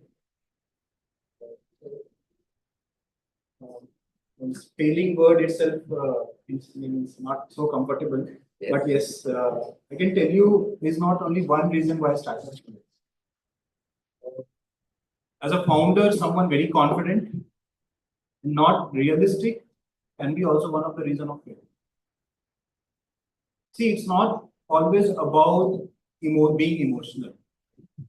At times when you want to solve something and you have thought about that this can be a solution for the market, it has to be more realistic whether what you are thinking is the requirement of the market. So if I give you an example, there was a startup called Anar. It's into MSME retail segment. And I personally used to admire that. That kya code raha hai, ekdam maja aa gaya. Once, means I was not aware about what is happening behind the good glorified picture on the website. One post on the LinkedIn from the founder that we are starting it today. With a customer base of more than 3 million. Today, big, large companies won't have that customer base. Right? What was the challenge? Challenge was they are not able to generate revenue. They distributed the product in free. The moment they started charging, the users stopped consuming their services. Now, over the period, they have built it. They invested all possible fund they had raised, their time, their money, their effort. But when the moment has come to build a business out of it, it was not accepted by the target audience. So वहाँ पे तो वो emotional नहीं था, right? But वो product में उसकी acceptability में problem. So to conclude my opinion, it's not only about emotional thing. It has to be more realistic. It has to be more product market fit is the concept that हम marketing में पढ़ते हैं, and it has its value in a startup. Shilpa might add or we have. Yeah, in this startup, it is very important to choose your co-founders, choose the right investors. What are they bringing to the table? Are they matching you? Because sometimes the investor puts so much of pressure that you have to pivot unnecessarily, which may not be what you wanted to do.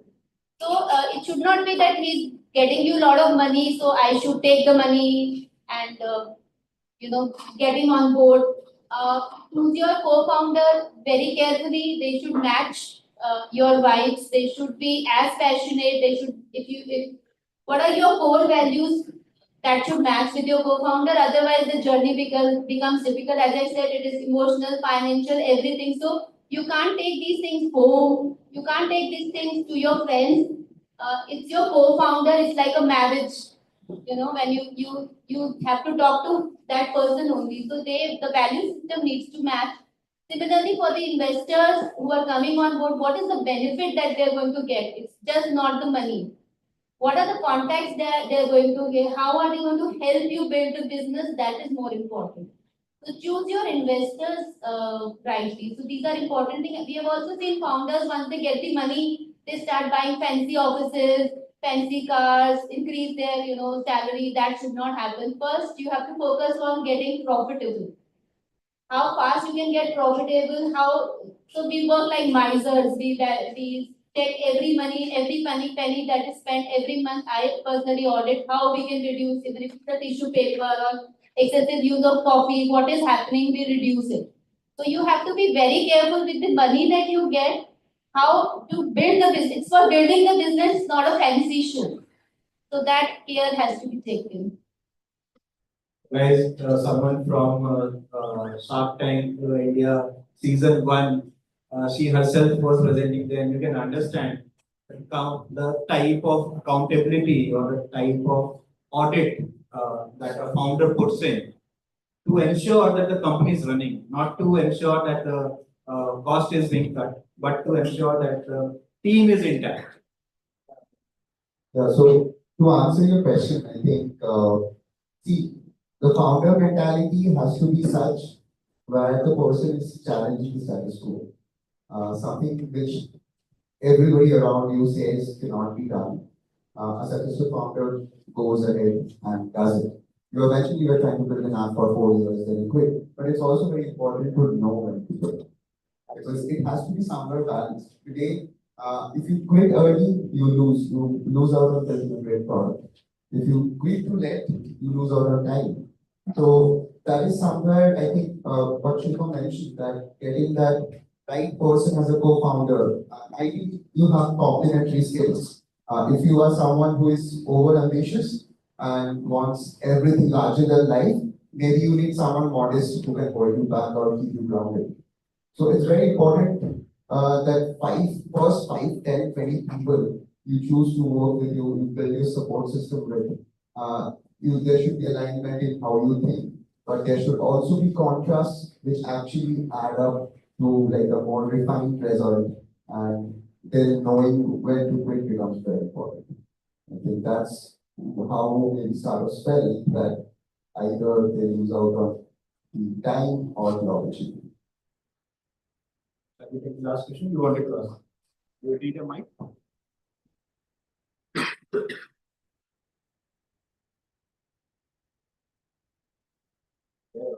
Hello, I'm Hazel, and I have a two-part question.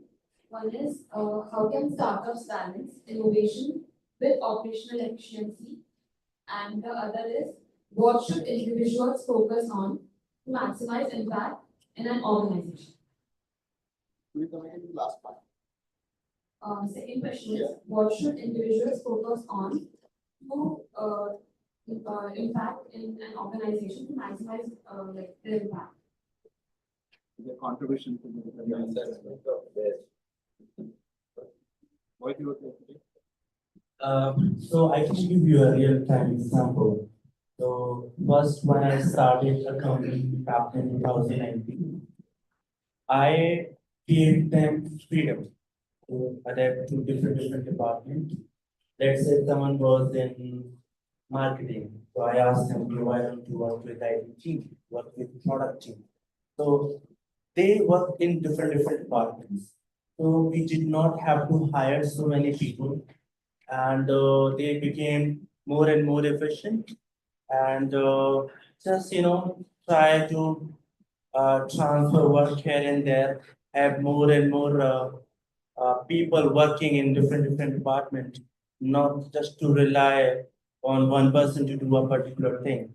So my one team did a job for 100 people because I made them more sufficient, efficient, and now they know everything, marketing, basic IT things, and even HR related.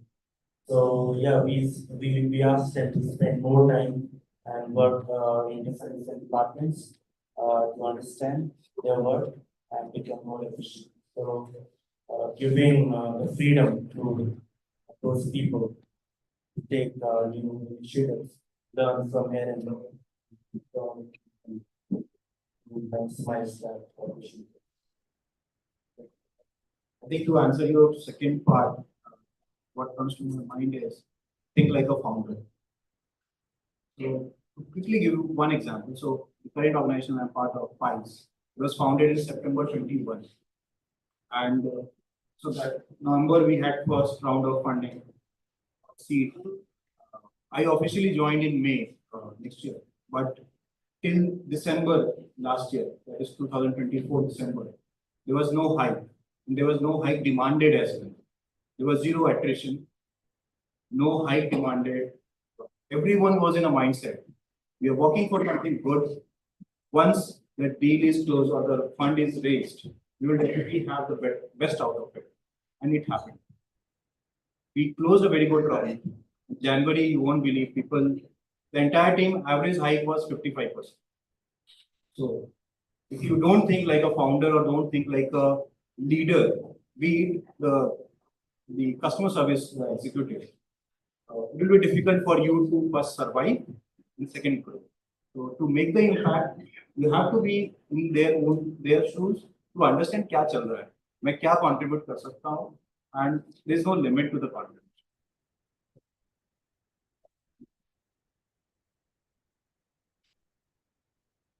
For joining the sessions, where our distinguished panelists shared invaluable insights on leadership and personal growth. This truly has been an inspiring event. Mr. Ashish, thank you for emphasizing the power of building human connections and highlighting the role in career progression. I would now like to invite Mr. Utkarsh to felicitate Mr. Ashish with the gift hamper and a certificate of recognition.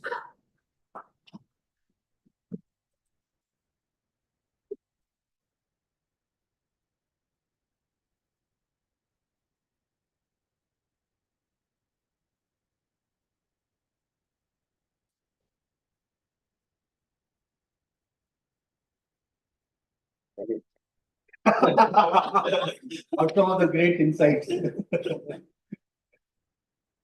Pratham, your journey is really inspiring to us all, and thank you for underscoring the importance of collaboration. I would now like to invite Professor Atul as he presents Mr. Pratham with a token of our gratitude.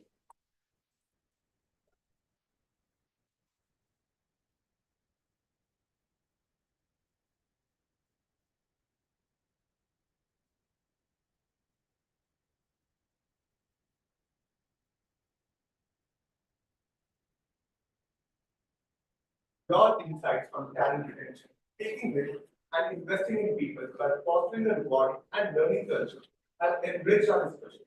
I would now like to invite Professor Ghosh to participate.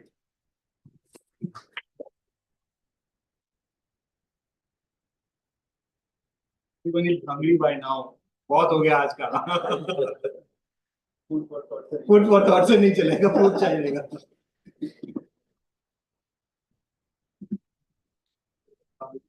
Your time of continuous learning and the inspiring art concept has left a lasting impression on me.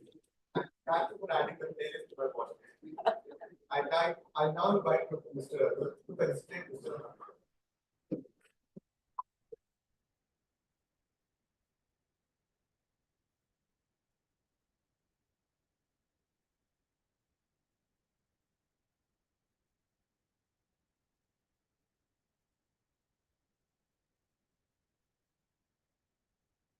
Thank you for moderating today's conversation and accommodating diverse perspectives on the evolving business landscape. The discussion could not have been this insightful without you. I now invite Professor Utkarsh to felicitate Mr. Paul.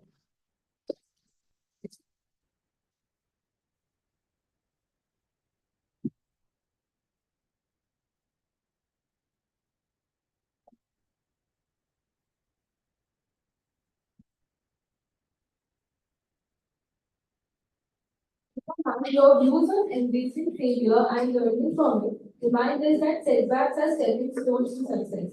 I would now like to invite Mr. Atul as he presents Ms. Shilpa with the hamper and a certificate of recognition.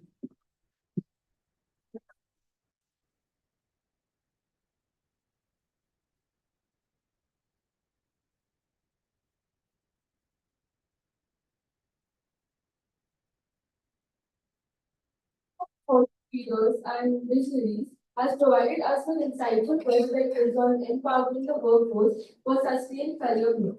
Once again, thank you for an exceptionally curated and impactful event. We look forward to future collaborations that continue to drive learning and innovation within the organization. Thanks for listening us, hearing us. Thank you so much. So, generally we all talk about mentorship. It's very difficult to find. So I have a platform which I've been doing for last 2 years. It's called Sampark 20 program. Somebody shortlisted, 14 of them are there, and I